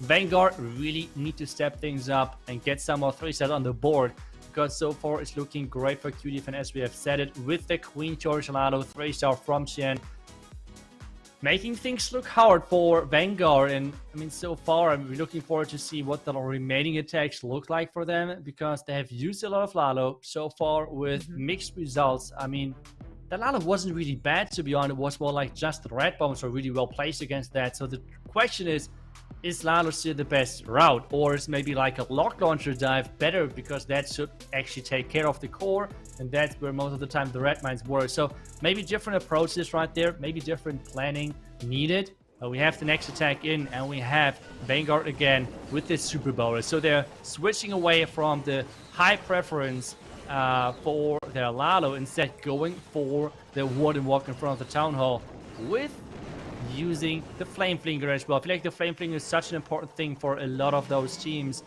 And he's speeding things up for the Warden as well. A Warden Walk takes forever otherwise. So with that Flame Flinger, it goes a little bit quicker. Yeah, this is looking nice so far. And just need to be mindful of this Warden again. We saw a Warden early through an ability, but there's that Expo that we worry about that did do some pretty nasty damage. Keeps those healers going strong, and we just don't want to force through the ability. But we've got the Super Bowlers getting in, getting everything going, and that Flame Flinger actually adding some nice value with the position of that poison damage. So this is helping out quite a bit to get it taken down fast. Yeah, a few of the Super Bowlers though are walking around the outside, and they're stealing. Oh, never mind, not stealing a couple of the healers. We have the Flame Flinger at the same time though. Take a look at that value of the Flame Flinger, even still going strong with taking down the single front tower as well. That is such a beautiful value. Healers are still looking good on those Super Bowlers, switching now to the Super Bowlers, which is awesome. Another rage should keep them alive, and this is looking great so far with the King. Even with ability left, I think we can already call the 3-star at this point. This base is looking wrecked. What an entry. The Flame Flinger is taking care of all of the back-end buildings, and with the Roy Champion, I don't think this base has a big chance. I don't think so either. With the Royal Champ ability, we've got 2 freezes to hold this off. You know, you always say, where did the base go? It went down fast, and there's not a lot left over here. Cleanup is perfect with the Barbarians wrapping their way around along with the Wizards, and all those Super Bowlers still going strong. And that's the one thing that I think people really underestimated early on about the Super Bowlers. It really took some time for it to catch on, to actually show their strength and how long they last through to the end of these raids when used correctly.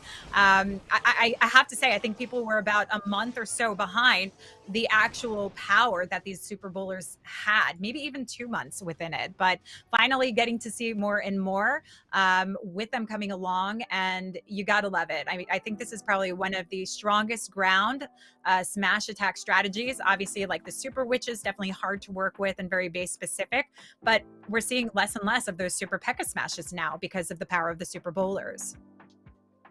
Yeah, the Super Bowlers for sure have taken over, but I feel like overall it really is base dependent, because as soon as we have those anti-smash walls around the Town Hall, which means all of those ground troops are getting forced inside the Town Hall Poison, it's always kind of tricky. But so far, where we have seen the success of the Super Bowlers was twice on bases where we were able to abuse the power of the Flame Flinger onto the Town Hall. We have seen it once with the box base, and we have seen it now onto the anti-3-star base as well, where the Town Hall was taken care of with the Flame Flinger. So twice with this setup, and it has worked great. As soon as the Town Hall Poison is out of the way, those Super Bowlers can just obliterate those bases and completely overpower them. That's exactly what happened over there as well in the first attack as well, where we have seen the box base.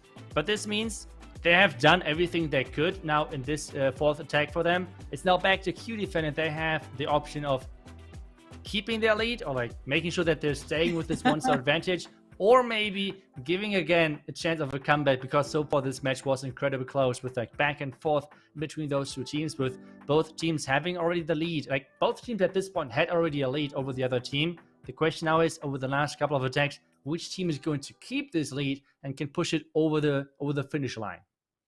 Yeah, and that's the big task here with very few attacks left to go. We talked about how difficult it is to try and turn these wars around at this point, and it's not easy. So let's see as Yang comes in with the Blizz going in for not only that CC lure, which we get the extra added value of, but we want to take down the multi, we want to take down the scatter shot.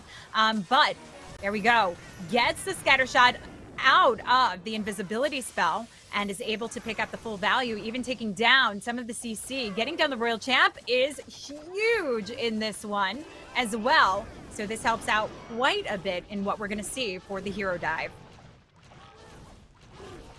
Yeah, with that Queen then, I guess he's trying to get that down with the Queen. The question to me is now if he's just going to send the Queen for that, maybe with the Ice Golem, and instead going to bring the King for something else. But it seems like that he's saying, okay, Queen needs that support of that King. Maybe it's going to be trapped, so let's use that King over there as well. Ice Golem then can be used maybe with the Royal Champion. Not really sure just yet how that's going to be used. Okay, over there as well, so a lot of like really heavy investment into this hero dive for the Town Hall. And then he's going to send later on the Lalo from this far left side. But so far things are looking good. The King and the Ice Golems are doing a great job funneling, getting a lot of value off those defending buildings over there, and the Lalo is starting right away. That's always the important thing, being able to have this multitasking going on, and making sure that he's not wasting too much time. And the first town is popping, the second round is tanking nicely, no black mines around the air defense, which means this Lalo so far is looking great. Yeah, definitely looking like a superb push for them, which is going to give them that 1-star lead. Still hanging on to that Warden ability as the Town Hall was taken down early on. Gives the option coming through into this Queen section, but a beautiful timed and placed freeze holds off the Queen and the scatter shot simultaneously, so those Headhunters get even more value and gives an extended push for this Warden Tome ability. The haste is going to sweep them through. They're in that damage zone, but they sweep out of the push. But it's a Royal Champion and Lassie to come in and take it on. The Skellies, though, a little bit risky in forcing this through. What does he have left over to finish off with the back end? Single ground bow and the Wizard Tower, since no Loons left and no Royal Champ left, though. That went down mighty quick, Itsu. Yeah, that falls short quite a bit to the end, but at the same time, I mean, that's not too bad for us, right? Because this is making this match again even spicier. This means it's 10-10. Only the percentage is right now in favor of Cutie Fenn. Everything else is tied up, which means the stars. And this is going to be a crazy finish now, because Vanguard, if they 3-star, they're forcing Cutie Fenn to 3-star as well. So it can be a really, really exciting finish for actually getting into the next match in this lower bracket, because this is not an upper bracket match where like teams can say, okay, we lost this.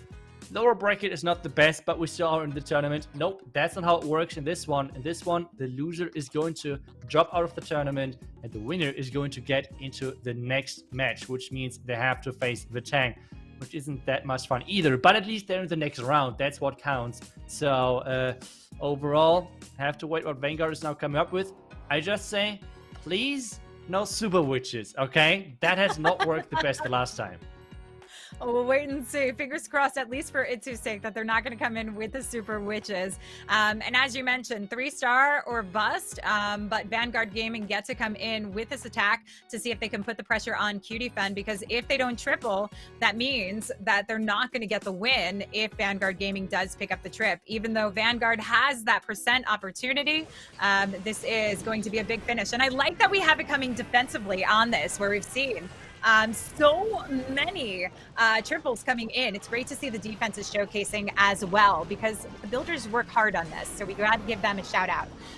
We've got the Queen charge, Hydra again, so no super witches to worry about here.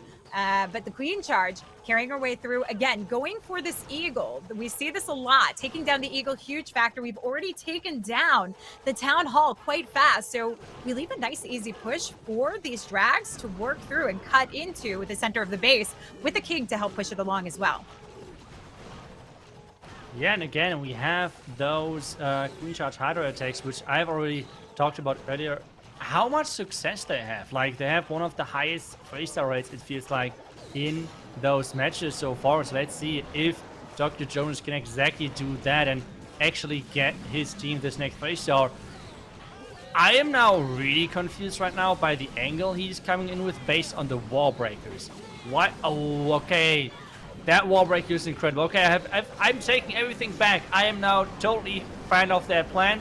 He has to be careful with the rocket loons though. He missed the freeze, the rocket loons. The queen is staying alive. The queen is staying alive. All good. Ooh. Everything is fine.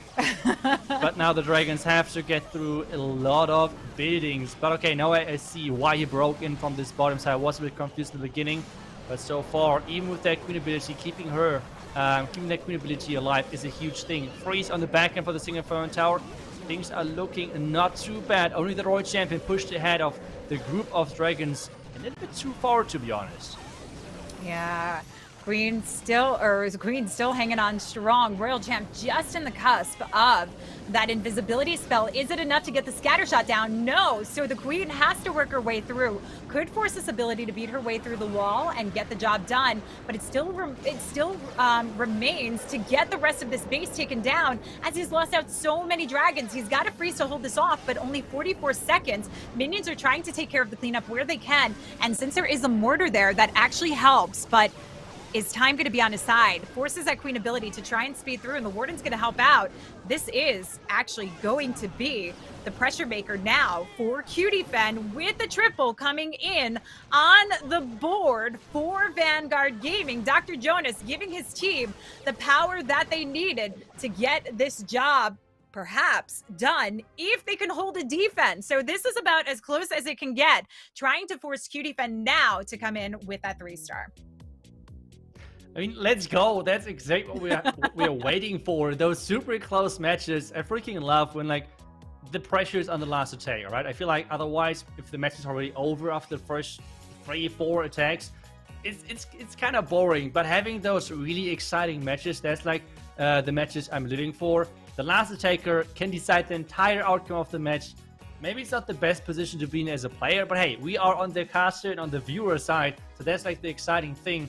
Because if this 3-star, or if he's getting the 3-star in this one, they are going to win. They're going to get to this next round. If they're 2-starring 99% to whatever percent below that, they're going to fall short. So everything is on this last attack. Dr. Jonas was able to pressure Cutie Fenn quite a lot with the tournament life on the line. Everything's relying on this next attack, and I'm waiting to see what their strategy of choice is going to be, if it's going to be something fancy, if it's going to be something like dragons again.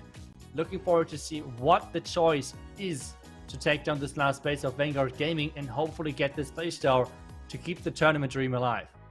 Okay, you know Itsu is excited when you hear him say, "Let's go." That is the excitement of this war, and that's what we want to hear from Itsu.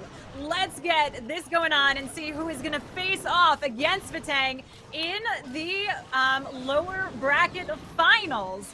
Is it going to be Cutie Fenn or is it going to be Vanguard? Like you said, 99% is not going to cut it. 3-star or bust, as he sends in his queen to start this off. But again, we've got that log launcher that you've been talking about, bringing it in so you have less risk coming through. This is going to help out quite a bit to take on the multis that we want to take down and give assist to the Lalo portion. Yeah, and there we go. Like, he's putting everything on the line. He knows this. Like, if it's a 1-star or a 2-star, it does not matter. The town hall is just another building on the menu, and he's taking the risk with that warden, Royal Champion, King entry from the far right side. Needs to be careful though, because the log launcher is already taking some damage. Logs are rolling it through. The queen has to get towards that tunnel. He has the jump spell right there, but that means obviously a little bit of less power to his queen. Because, well, you have one rage less. Instead, he's bringing the jump to make sure that the queen is actually reaching towards the tunnel. Yes, the freeze early on. This means one freeze, one invisibility spell left. The value so far is looking great. The question, though, is now, is he going to be able to get that tunnel? As soon as he's getting that, it looks great. If he's skipping that somehow, that's going to be the problematic part. No, I can't see him skipping this. He took the single down with ease, getting right in there, has a queen ability to get through. Even the Warden Tower not going to be enough to hold this back. We've got all those traps actually cropping up from the Hound, bypassing the healers, bypassing the Loons, and Hound doing extra work for this. But can the Loons finish it off is the biggest question now. Queen needs to bypass the Poison Bomb, or at least those healers coming in. 57 seconds, and uh-oh. Queen goes down. Died in her ability. No way. The Queen ability was too late. The Town of Poison, in addition with the giant bombs, were giving her a lot of problems to go down. And now he has 2 back-end Archer Towers, which he's not taking right now. The defending King as well is going to cause a lot of time problems. And this is the defense. Cutie Fenn took the risk. Wow. And that's like always the crazy thing. Like his hero power took down like 75% of the base. And I feel like the Lalo took down, was it 3 buildings or was it even 4? I'm not really sure, but like the Lalo is so weak without the Warden, without too many spells. And that means Vanguard Gaming somehow are getting their rematch actually. So now we're getting back to the storytelling, because that is kind of cool that we're getting a rematch for Vanguard Gaming. Vanguard losing to Vitang early in this Group B to actually even drop into the lower bracket. Now Vanguard coming in clutch, winning 13-12 versus Cutie Fenn. And this means we have the rematch on our hands. Vitang versus Vanguard Gaming. And what a match this was. This was incredibly close. Everything on the line. And they're putting out this type of attack, which for short just a little bit because of the Lalo not getting any value. Yeah, and I've got to say, when I asked in chat who was actually going, like who people thought they were going for, I only saw one person answer, and that was P2AK Gaming over on Twitch. And he said Vanguard Gaming, and he got it right. As close as this war was, it was a stunning war. Great way to lead into that next matchup. But I guess the question is who's learned the lesson here? I mean, Vitang definitely came in with a strong start, but Vanguard Gaming is showing that they can pull some punches against Cutie Fenn and hold them back. Do you think that they're going to have the power, the confidence coming in after this to try and take down Vitang, who's had a little bit of a break and hasn't had to use, well, I guess they've used about the same amount of bases going into this. So let's see how each of these teams are going to go. But what do you what's your opinion on it, Itsu, as we look at the bracket? Yeah, I think we should dive into the bracket, and at the same time, I feel like it's going to be interesting to see if Vanguard is going to Vitang is going to change anything up with those specific traps of Vanguard, catching them off guard a couple of times. But they should have learned their lesson now. And Vitang, I mean, even though we were saying like, okay, maybe they had some problems with, I don't know, dealing with those traps, I mean, they still had like 498% out of their 5 attacks, so that's not bad. Vitang twice now had 14 stars. And I mean, that's going to be a tough number to beat for Vanguard Gaming coming into this. Vitang so far incredibly consistent, and somehow they need to mess things up big time if they want to give this match out of hands based on the performance which those teams had so far in this tournament. But I think it's overall cool that we have the possibility of this rematch, and maybe, I mean, that's always like the crazy thing. Some teams are having like this lower bracket boost somehow, who always like then come out on top. So you never know. You never know. There is the chance for sure that Vitang might fall versus Vanguard. But I think overall, like seeing the performance so far, which those two teams have put out, I think it's definitely in favor of Vitang. Yeah, I would agree with that. And of course, we're always curious to see what the chat thinks of. So maybe we could get some polls going in later, but you're always welcome to put in chat who you think is going to get the win on this.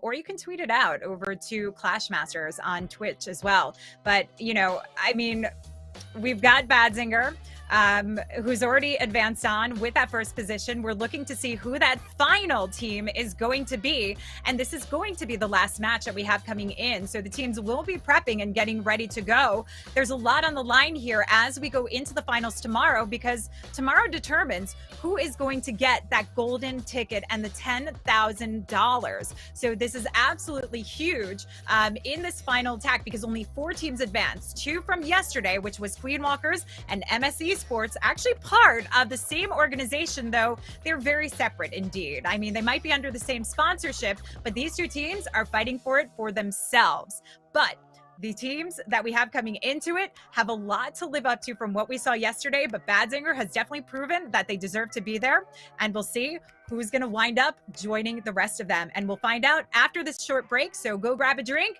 and get ready to stay tuned. We'll see you back in a few minutes.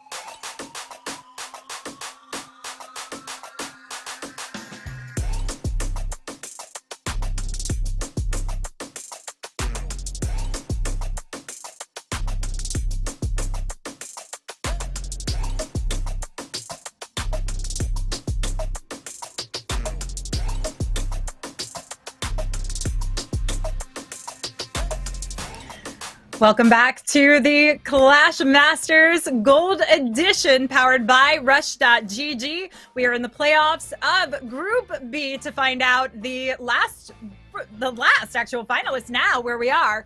We know the third finalist that will be joining Queen Walkers and MSE Sports tomorrow. We know Badzinger will be there, but we're waiting to see if it's going to be Vanguard Gaming or if it's going to be Vitang and Itsu. Let's take a look at this bracket to talk a little bit more about how today has gone so far. Yeah, I mean, the day started exactly with this same match. Vitang versus Vanguard, where Vanguard came out on top to actually get into the upper finals versus Badzinger.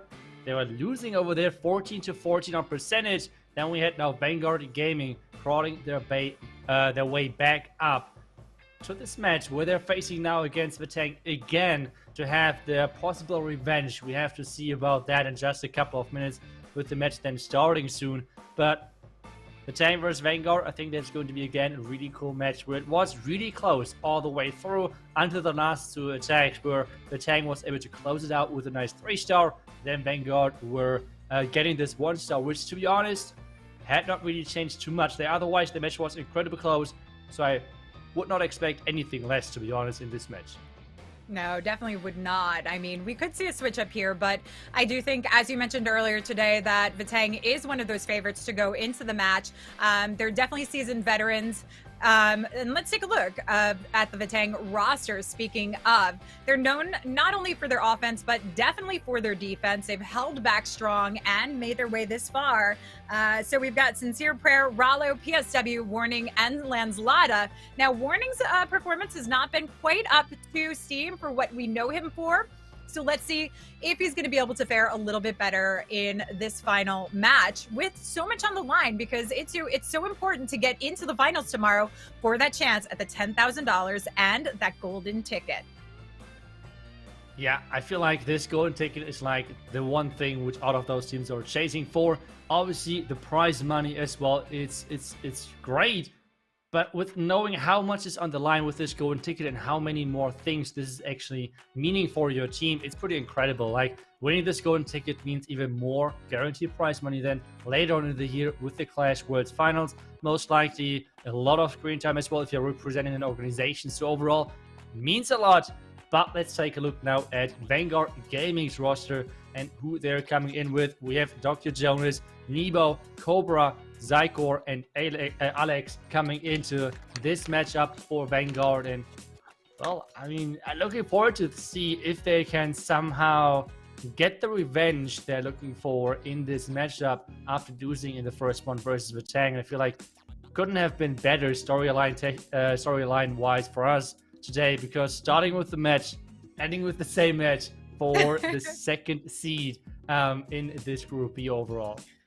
And I think actually even including the way they made their way through against Cutie Fenn, I mean, that was a phenomenal finish to the war in the defense that they held and the way they were able to turn it around, because really we were looking at that thinking Cutie Fenn was going to be able to get the win. So they have fought their way into it, and that could bring a lot of confidence coming into this war. I just really think on their side, the defense is going to have to hold strong against Vitang, because offensively they've proven how strong they are with that 14-star performance earlier on today. So this is definitely going to be, I wouldn't say a David and Goliath type match, but I think there is a small advantage to Vitang. But riding off the high that Vanguard Gaming has, you never know if they've brought some tricks up their sleeves for these final positions. But either way, we know at the end of this, we are going to find out who the fourth player or the fourth team is going to be joining in the finals tomorrow. And Sincere Prayer, as expected, coming in with a starting lineup hit,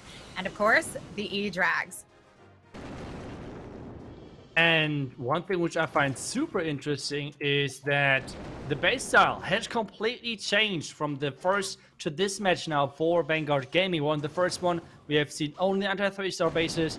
This one now is an anti-2-star base, which on so many levels, I really think it's a good move, because we have seen already that Vitang is having really good success on a lot of those anti-3-star bases. They have now gotten twice 14 stars onto the anti-3-star bases, in addition to that, you have to remember, and that's I feel like something which a lot of people are always forgetting, at the end of the day, those players are human beings, which after a certain amount of time, you're getting less and less concentrated about your attacks. And that's like the important thing, which, for example, Vanguard Gaming can concentrate on, because those anti-2-star bases are so unforgiving. If you're falling short with something, this can already mean a really low percentage overall. Yeah, you know, and that's kind of what you expect, but it doesn't seem to ever hold back Sincere Prayer, knowing that he is one of those top hitters, and he almost, I mean, I don't ever remember seeing him fail, but trying to get into that Town Hall is always very risky with any drag style attack, trying to get your way through. Now, he does have the E-Drags working in and does have the split at the same time, using these freezes to hold off, and you see how many he's brought. There's 4 freezes remaining as he's dropping that 5th one. Rage coming through, but they're bypassing this Town Hall, except this one. Air Sweeper pushing them back and causing quite a bit of resistance, and he loses it out. So what is he going to bring coming in? We still have the Royal Champ, but there are Battle Builders to come back around, and look at how this Air Sweeper is working. Just out of range, the Drag Rider being the one opportunity to get it done with just 2 more shots and gets that Town Hall secured. But is it going to be enough? With a 3-star Itsu with just the Queen and the Royal Champ. I don't think so. Like, the Queen is having really a lot of problems staying alive. Maybe if the Royal Champion is somehow dodging that King, the same thing obviously with that Queen. But we have talked about it with the players having to play for quite some time now. They're getting less and less of the concentration overall. And it feels like that this base is really giving him some problems. Since our prayer, we have talked about as well earlier that he never really fails, but it feels like in this last match, he is falling short for his team, and with that, the last defenses are going to stay alive. And again, we have said it as well, a defense means a huge defense with those anti-2-star bases, and we have barely over 80% of a 2-star, and that's a great start for Vanguard Gaming. Yeah, this is maybe a misstep here coming in from Sincere Prayer, which we don't often see, but definitely a smart move.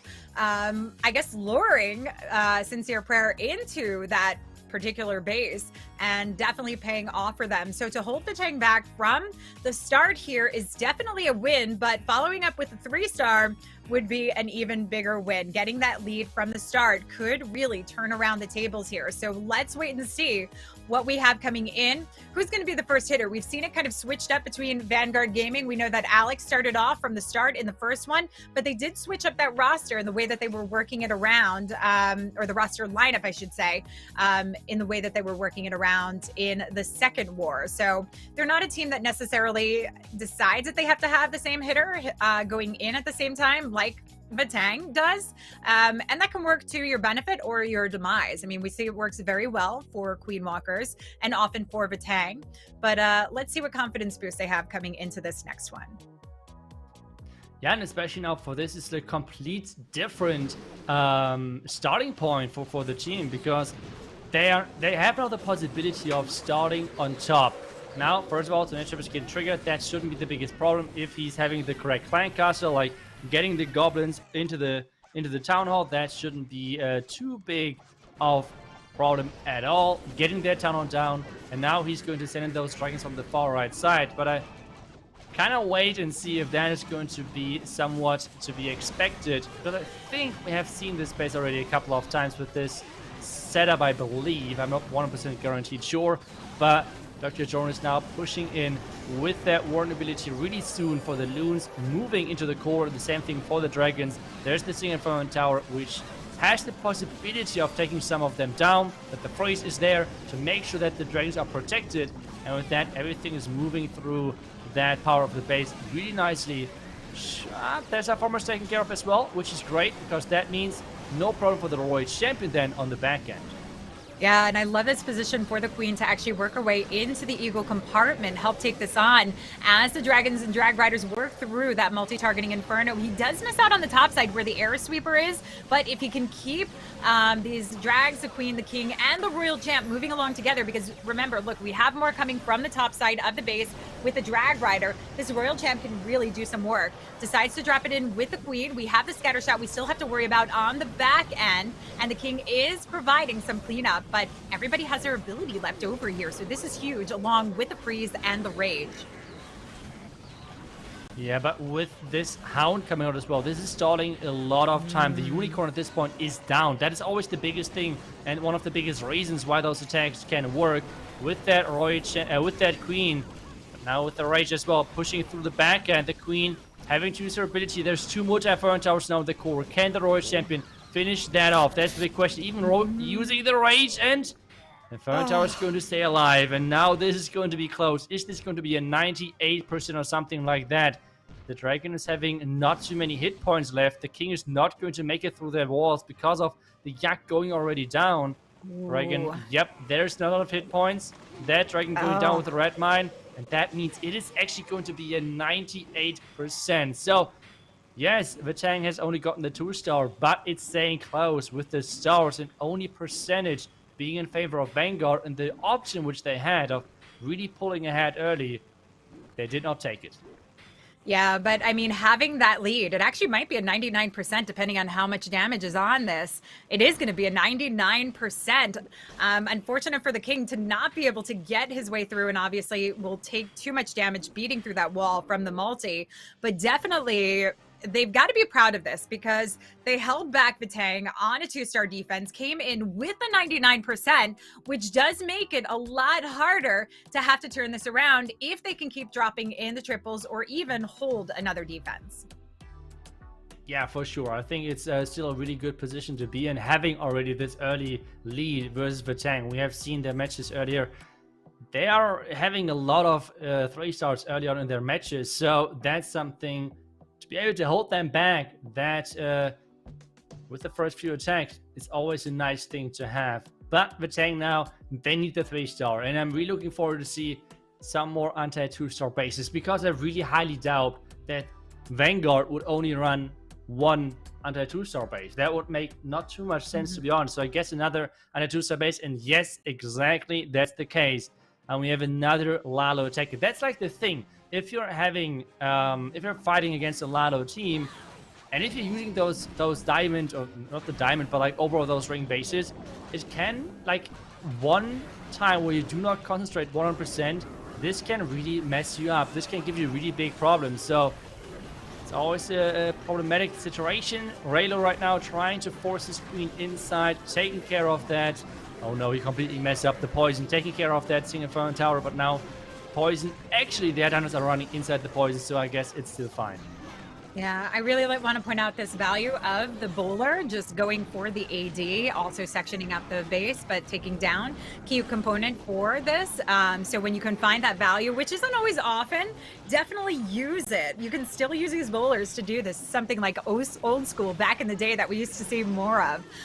But the main thing is getting this push inside the base. Drops the invisibility for the Queen. We still need to contend with the Town Hall. She wraps her way around, gets inside, but there's no invisibility left over here. Forces through the ability early because of the Expo. Rages her up. He's got the freeze, but is it going to be enough? Holding off the Expo, but the single's on her too, so drops it there. And the Queen, does she have enough? Just enough to get it done. Wow. Itsu, he's keeping this one close. I feel like he was as well surprised how well that Queen stepped. I don't think, I'm not really sure if that was actually planned, of getting that Town Hall right there. Like getting the Town Hall in the beginning, let's put it like this. In the end, he for sure counted on that with investing a lot of spells. Now the question is, was this worth it, investing all of those spells to take down the Town Hall? But this means less spells, but more power overall. Skeleton spell is in to somehow tank that Queen, as well as the Headhunters to take the Queen out. Now only the Scatter is left surviving, and there's just so many loons, and this is looking good. And nice freeze radius as well from that Ice Hound working across those loons, as you mentioned, able to dominate. So Lalo getting back in this game, getting the 3-star on the board. So that's putting pressure on Vanguard Gaming, despite having that 99% 2-star and % lead, to have to actually pick up a triple in order to stay on top here.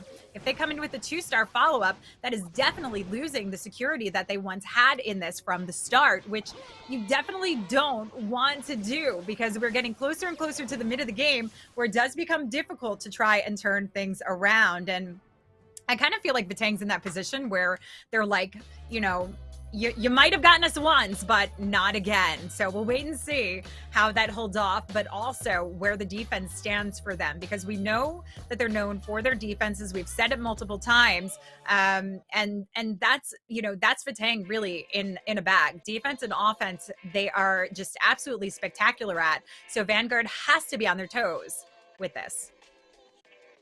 I mean, Vitang had to do one fair, right? Because their number is 14. That's the numbers. They're so consistent on getting this 14 stars. So someone had to fail. This time apparently it was Sincere Prayer. Now it's depending on the remaining team members to actually make sure that this 14 is going to be the result again. And then let's see how good the remaining bases are going to defend. But back to Vanguard, they can now, well, keep their lead on percentage base if they 3-star, but they need to 3-star, otherwise we would have the star lead for sure for Vitang in this one after the second attack each. We have to wait what the choice is going to look like strategy-wise, and obviously the entry. We just hope that it's going to be still remaining with Lalo, because so far the attacks with Lalo from Vanguard looked really clean.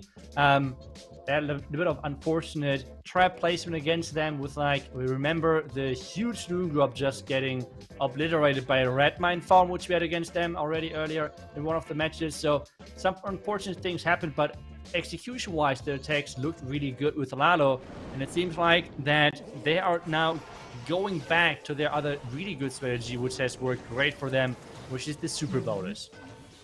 Yeah, these Super Bowlers, we've talked about how strong they are, and it did take a while for people to actually adjust to the meta and find the value in the power of these Super Bowlers that we often see standing towards the very end.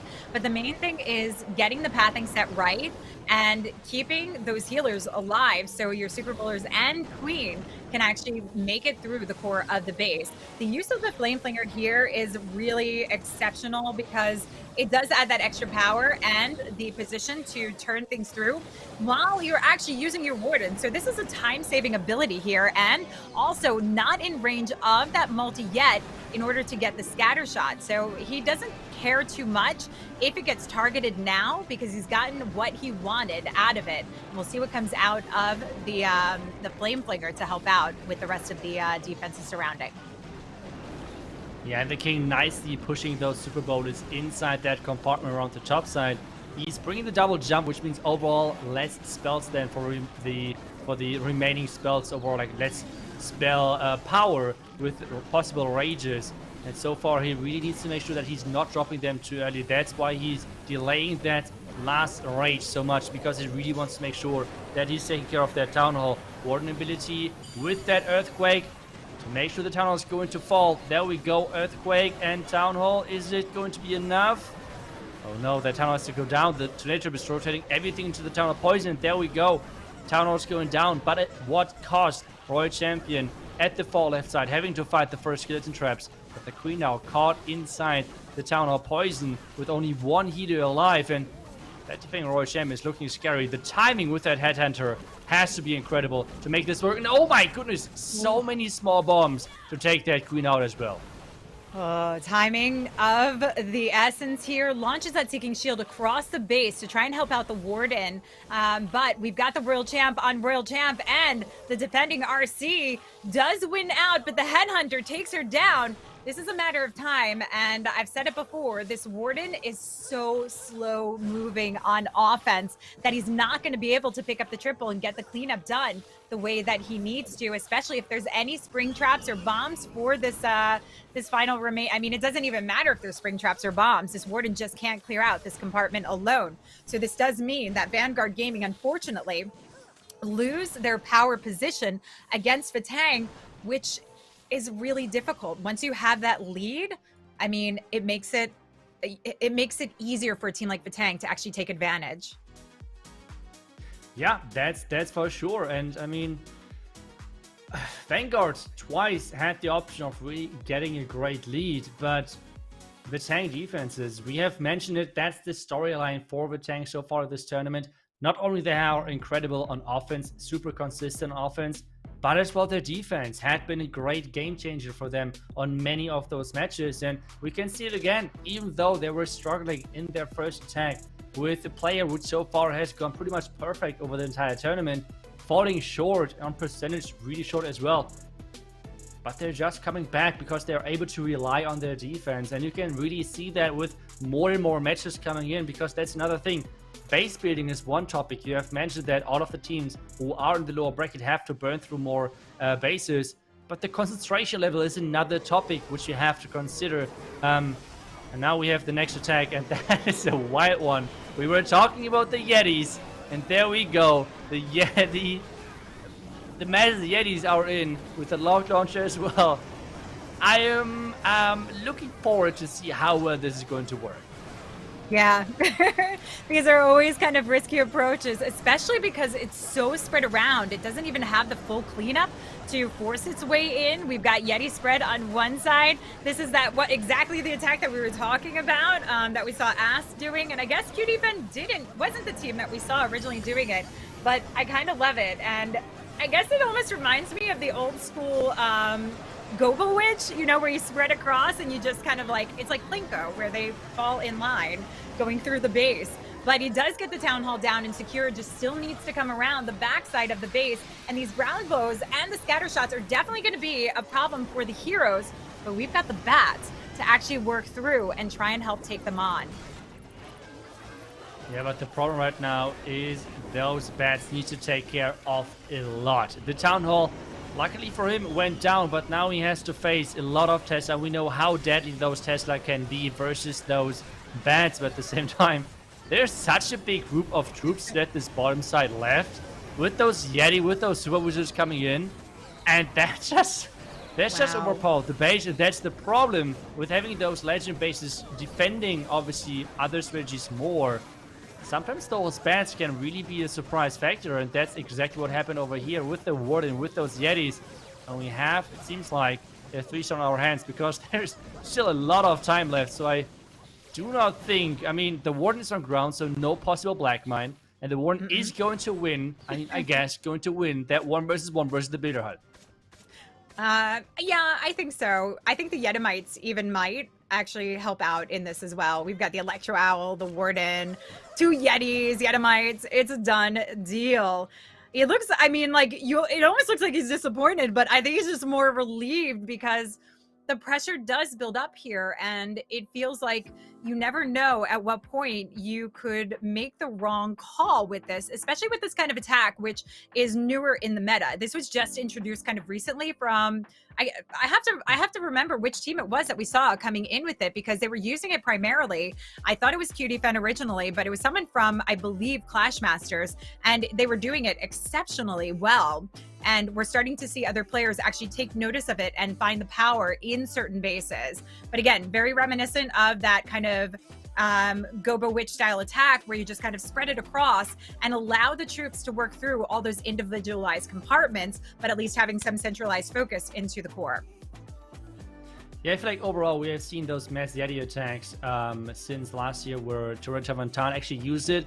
I mean, people who are in 5K, right? Like, sorry? With the Super Archers, I think, though, right? Yeah, but like overall the same idea, using Super Archers instead of the Super Wizards.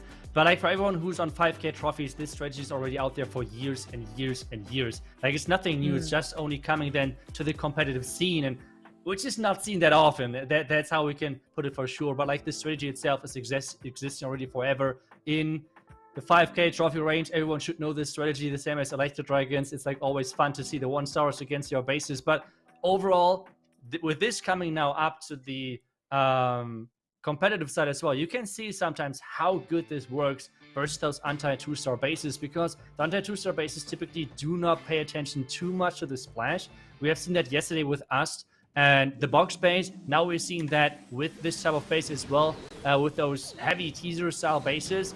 And well, he really nicely exploited that and took advantage of this. Now we have the next attack, and Vanguard really needs a 3-star on this one. Otherwise, they're falling behind more and more and more. And this would, at this stage of the match, wouldn't be a great thing because they are already under a lot of pressure. They have great defenses, but so far they were not able to take anything out of that. So we have to wait and see if this is going to be maybe the first 3-star of the match. Yeah, they need to pull through with the 3-star and find one more defense at least to come in for this. So we'll see how they're able to handle it. Cobra, we're seeing a lot of success with these Hydra attacks. So not coming in with the Queen Charge Hydra. We've got the heroes working on the outside edge of the base. Queen still working along, but not as much of a push in the core as we want to see. We see some of the drag riders on the outside edge, which will help the heroes, but they're ideally meant to be focused in the core to help out, especially with the scatter shots, the singles, and the multis that are doing damage while these drags and drag riders are focused on the opposing defenses. Yeah, and there were just so many traps hitting those dragons. Now he needs to be careful with the wizard tower, with the multi-fountain, with everything hitting those dragons. But at the same time, the important thing is still alive on the far left side, and that is the heroes. At the same time, though, ooh, that queen! No way! The eagle shot at that king, and with the splash took down the queen. And I feel like that's something which is really interesting, which we have seen now a couple of times on Twitter as well, where people were saying, at some point, the Eagle was the strongest defense. At this point, it's the scariest defense because it is so random. Sometimes it's completely wrecking the attack on its own, and sometimes it's hitting, or missing more likely, every single shot. So it's always a little bit of a gamble what type of Eagle you're going to get. But it feels like this Eagle for sure did some amazing work taking down that Queen. And now everything is relying on that king. All of the compartments are open, but it's going to be a really tough thing. But I mean, at least the king has 2 pets, right? Like, what are you wishing more than just that as a king? You're wishing for more time, obviously, with 35 seconds left to go. Headhunter trying to work through, but this is far too much for the king and the yak to take care of themselves. He's got the ability, can get more barbs to spread their way through, of course, but 24 seconds is not going to be enough time. And if there's any bombs, giant bombs along the way, spring traps, this does pose an issue. The king's got access to everything, but 15 seconds is not going to be enough to get this done with all of these storages and the warden tower picking things off. So a bit unfortunate for Cobra. Percent will be high, but they were relying on the 3-star as they continue to go through, and Vitang continues to hold those defenses. So this is definitely point for Vitang here, which could be difficult to turn back around. But one quick thing that I want to say when we're talking about the Yeti and the Yeti and Super Wizard attack is that the Super Wizard attack is that it was Indonesia. So thank you to Decepticate over on Twitch and to Eduardo on YouTube, who actually pointed that out. Team Indonesia was using that with like exceptional skill. You know, they were really making their way through it. So I think that's the first time that we've seen it, like you said, competitively in the Legend League is maybe where you see it more. But what do you think would be the difference of taking that risk of bringing it to competitive? Is it just a little less risky in how you're going about it, that it's not as successful? If it's being used in Legends League, I would assume that it has pretty good success rate if you can force it on almost any base. I mean, it's typically like the lower legend trophies. That's where you see those type of strategies. At the same time, I feel like we have seen why this is not getting used that much by the direction from PSW, where he was really like happy that it was 3-star in the end, because it's so random. Like, you have not that much impact on the strategy, how it's actually going to work. Yes, you can maybe drop the Yeti 1 or 2 tiles to the right or to the left, but otherwise the only thing where you have really an impact is the spells. I think even more crazy than, for example, if you compare it to air attacks, like the dragon attacks. So I feel like that's the main reason why we do not see it that often, because it does not feel as consistent, for example, as a queen charge, because you always have to think about how high the 3-star for most of 3-star rate for most of those teams is, and you want to have attack strategies which are super consistent and getting this job done on a consistent basis. And I feel like, even though, yes, those Yeti attacks are for sure there for a reason, and yes, they are really strong and can be really strong, but at the same time, and they're not as consistent. So I feel like that's the biggest thing. If you compare this now for this Queen Charge Lalo, this Queen Charge Lalo, you can have the impact on everything. You are deciding where the wall breaker is going. You are deciding the timing and everything. I feel like this is the big difference why a lot of pros preferring attacks like this Queen Charge Lalo, which so far, by the way, looks beautiful. Yeah, that was a beautiful opener. Nice placement of the wall break, the super wall break to get the queen into the core of the base. Now she's got an amazing amount of value to take down here with the surrounding loons to sweep their way across the base. Yes, we have scatter shots to worry about and multis, but the queen can work her way up to the multi in time as long as those healers stay out of the poison bomb, drops the invisibility spell to try and take off some of the heat of the surrounding defenses and keep her alive so we can hold on to that ability. But the loon's working well. The only problem is these expos refuse to go down and the loons have bypassed and we'll have to backtrack here. We still have the scatter shot to worry about. The queen's got access to it and the king is still doing a little bit of work, but not anymore. Not anymore, and this queen has to go down on the defending side, and right now, with all of those traps, it's looking problematic. Warning, even though the queen charge was beautiful, but oh my goodness, take a look at that wall break. Getting the wall break in for the back end to give that queen the possibility of leaving that base again. And now it's depending on the queen on the time. Time is ticking. Can the queen is tanking. So 1 minion on the cannon. Minion on the cannon. No! Why not the minion on the... Maybe because the queen can reach it. Okay, maybe that was the right choice. Headhunters and wizards are going strong. And I feel like this is still going to be a 3-star. What an attack. Crazy attack right there for a warning. And what a queen charge. Great funneling. Great blimp to open up the base and get the clan castle lure. With that, finishing strong, getting another 3-star for Vitang. Yeah, that was beautiful. Having that back end wall break, almost as if it was planned that he might need to get that queen out. And it's a safety net. I mean, especially if you're coming in, you don't always know the prediction of the first wall break. It's always good to have that secondary one, and definitely came into play there. So great turnaround there for warning. And Vitang really, at this point, has this in the bag. They're at 11 stars.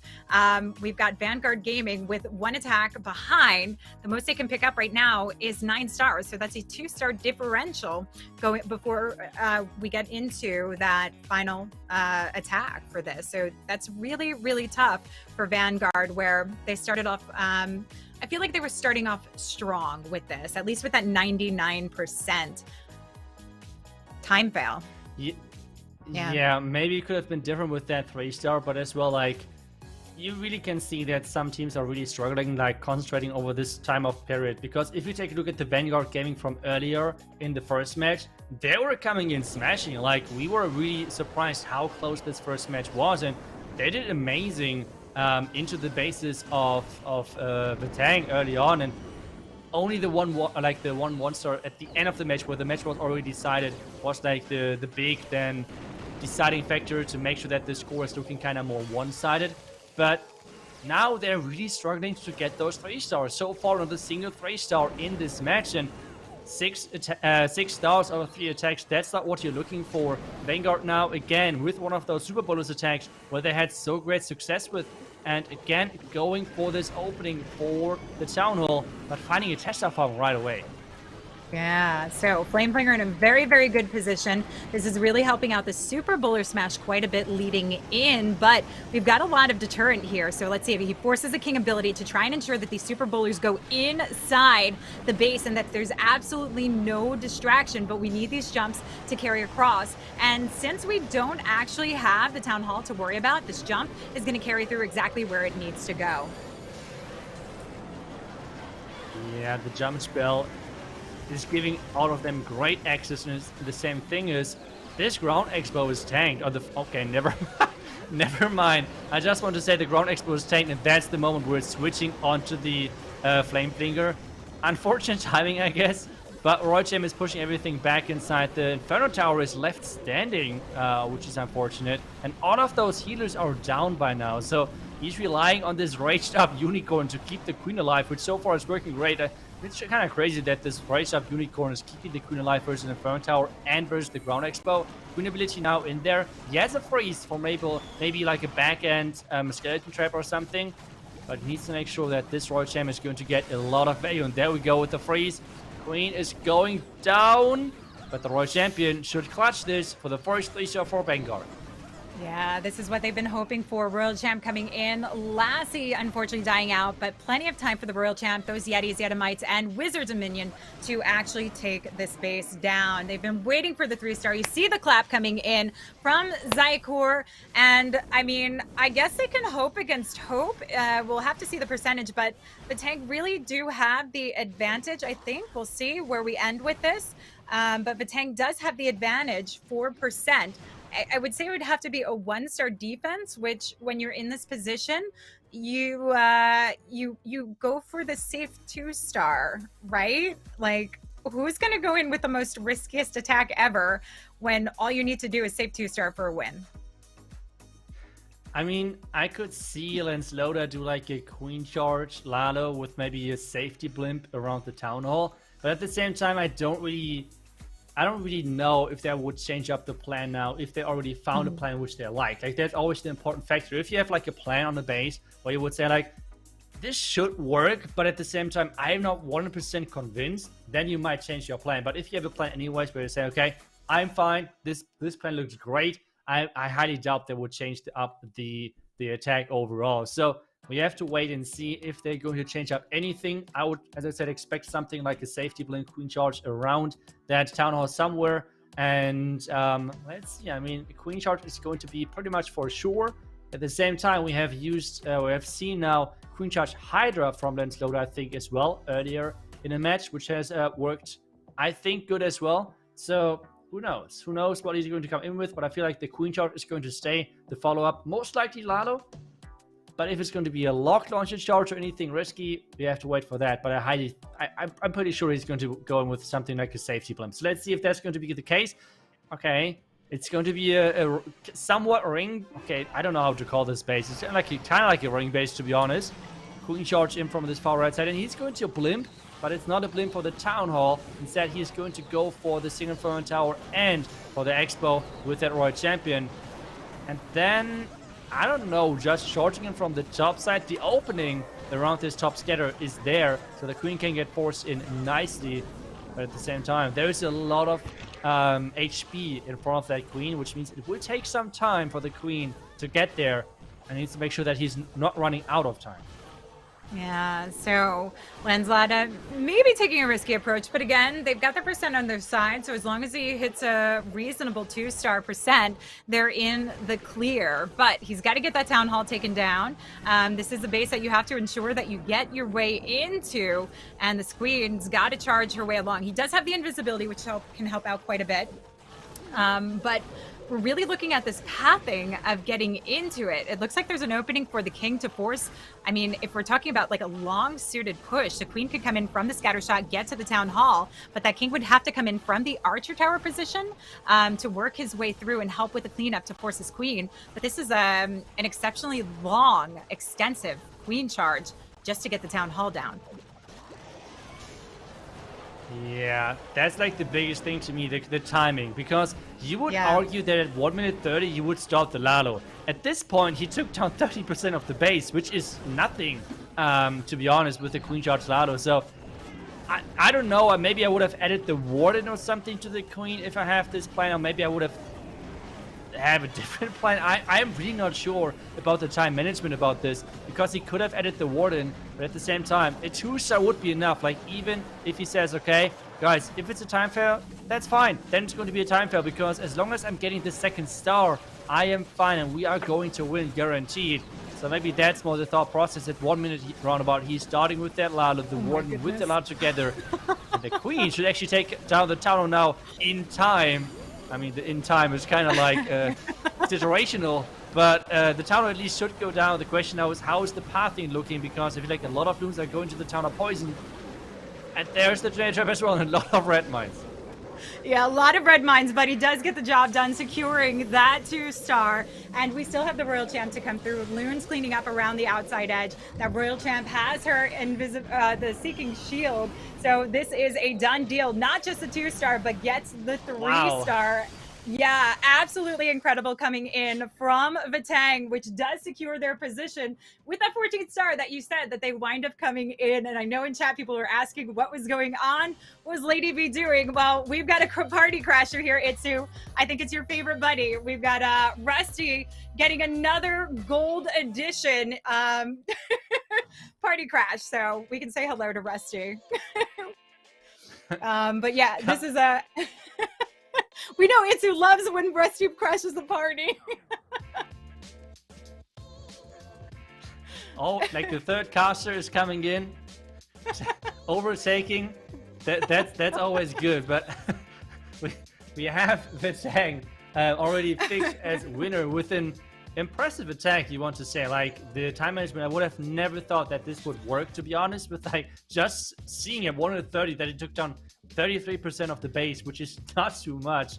And now Vanguard can at least come in with another 3-star. But again, on a miracle run in the end, how it looked like after the first attack.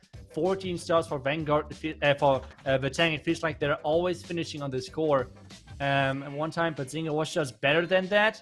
But otherwise, 14 stars are going to give them, most of the time, the win overall. And for Vanguard, unfortunately, it's not going to be enough. 1 out of 4 so far. Let's see if it can be 2 out of 5 overall with another Lalo attack. But Blizzard, it shall be.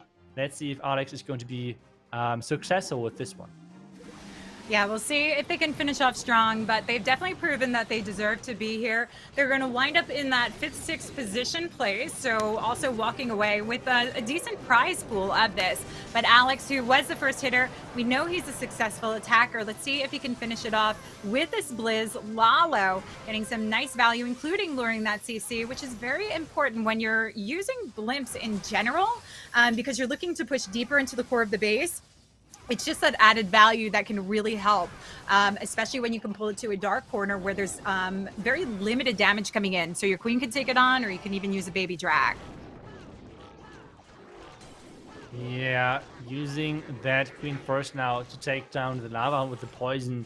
I feel like a lot of people are having some problems there with the town of poison placement. When you're doing that thing, always try to deploy the poison on top of your queen, not on top of the lava hound. This is not going to catch all of the lava pups. I feel like some people are always doing that a little bit wrong. Alex right there showcasing exactly how it's done, making sure that the poison is right on top of that queen to actually make sure that he is getting the poison effect on all of those lava pups. Meanwhile now, with that king and the queen getting pushed inside, it's looking good for the value. At the same time, though, it's going to be a Lalo through the tower. We have seen those many times today. With the trade trap and red mines, things can fall short quite a bit and really quickly for Vanguard. And this happened already to them today with a red mine farm really crushing the dreams and hopes of the healers. And now he's going to push all the way around with this hero dive. And then going to send in the Lalo at some point as well, because it's only 1 minute and 15 seconds left. Yeah, it's a lot to work through, but we can see Lalo's working fast. We often do, especially if the queen's still alive with the ability. Unicorn's keeping her going, but she's taking on the heat from that scatter shot, has no opening in the wall, so and needs to force that ability to try and get through. King actually now taking the tank for this and flanking for the queen as she takes it down. This is going to help the loons quite a bit, but this warden ability needs to clip, get everything working along, and I'm not sure if we already hit the tornado trap, but that haste tries to help carry them out, and doubling up definitely gets the job done here, but the queen failed to take down the scatter shot, so now it's up to the loons with only 36 seconds left to go and a multi still standing. Yeah, no spells whatsoever left. The sweeper actually is helping the warden to get out of the range of the single phone tower. Warden taking down the sweeper now, and that could maybe be enough. Let's red mines for the minions first, but time as well is ticking. I feel like time is going to be the deciding factor for another defense. Maybe Warden trying to take down some more buildings, but time is just not on the side of Alex, and it's going to be an 11 stars. I think again for Vanguard versus Vitang. Vitang base is just holding strong, and with that, Vitang actually being out of this group, like being into the next stage as second seed out of this group overall, making it to the day number 3 of this playoff weekend for ClashMSTRS. And what a match. Vitang, Oh. just too consistent. 3 matches, 3 times 14 stars. I mean, that is consistency right there. Yeah, so, what we do know is as far as prize bracket goes, we've got the 7th and 8th places already determined. 5th and 6th, there's a difference in, so we don't really know who that's going to be yet, but the positions 1 through 4 are going to be huge for tomorrow with those 4 teams that we know are making their way through. And it's a big difference because the team to get first position will walk away with $10,000. And not only that, but the golden ticket into the World Championship. So we've got an incredible lineup with that. And why don't we take a look at the bracket, just talk a little bit about today to see how this went down and how we got these 2 teams here moving on to face off against MS Esports and Queen Walkers. So Vitang took down Vanguard Gaming, who's put up a heck of a fight, wound up taking down Badzinger, who took down Cutie Fenn, and then Vitang taking down Badzinger, taking that first place spot. But in that lower bracket, Vanguard Gaming had such a beautiful performance over Cutie Fenn. We thought they were coming in strong. They showed their power, they showed their defenses, but still Vitang overtook them and now advance on to the finals. So, I mean, when you look at the teams like this, Badzinger, Vitang, Queen Walkers, and MS Esports, what are your thoughts? Like, what do you think tomorrow is going to be like? I mean, if we overall go through this, we have 4 teams overall with obviously always some roster changes. We at some point already were at a Clash of Clans World Championship Finals, right? So it's no big surprise that those 4 teams are the top 4 teams to battle it out for this golden ticket. I mean, Queen Walkers was there last year. Vitang was there, I think, as well last year. So a lot of those teams have the experience. A lot of those teams have showcased that already. So it's going to be crazy with Badzinger as well, returning to maybe having another chance of getting back to this Clash Worlds Finals like last year. So it's going to be crazy. It's going to be really crazy. A lot of action. I cannot wait for it, to be honest. Yeah, and tomorrow's going to be really interesting because we're going to have Queen Walkers facing off against Vitang and Badzinger versus MS Esports playing off against each other. So I'm very excited for that because I think Queen Walkers, Vitang, that's a really, really good match. And so is Badzinger versus MS Esports. I mean, you've got some players that really know each other very well, and it's definitely going to be putting up some big stars, potentially some big baiting since they do know each other and that point. But I got to give a huge shout out to the viewers out there. Thanks for tuning in, hanging out with us. Of course, huge shout out to our production crew here. Tasty Bacon doing amazing work, multitasking and getting everything done. And of course, Itsu, thank you so much for being an amazing caster here as well, bringing your expertise, knowledge. And I got to give a huge shout out to Rusty as well. Our third co-caster here that makes appearances every once in a while. But any final words before we get to see you and Carbon tomorrow for the finals? Out of words, we have seen the hit rates yesterday in Group A. We have seen now the hit rates in Group B. I think it's going to be amazing to see those top teams to go at each other. And I mean, it's going to be crazy with those high hit rates. And then who's going to come out on top? And me as someone who loves the defensive side of the game as well, I'm super excited to see what type of bases we're going to see and what those teams are coming up with. So cannot wait. I cannot wait for all of the action then and to finally see who is going to be our second golden ticket winner for this year in the Clash of Clans World Championship. I'm very excited as well. So you get to catch the action tomorrow for the finals at the same time, same place. Tune in 1 p.m. UTC. You'll get to see Itsu and Carbon. I'll be enjoying watching along with you guys here. So thanks again for tuning in, and we'll see you tomorrow.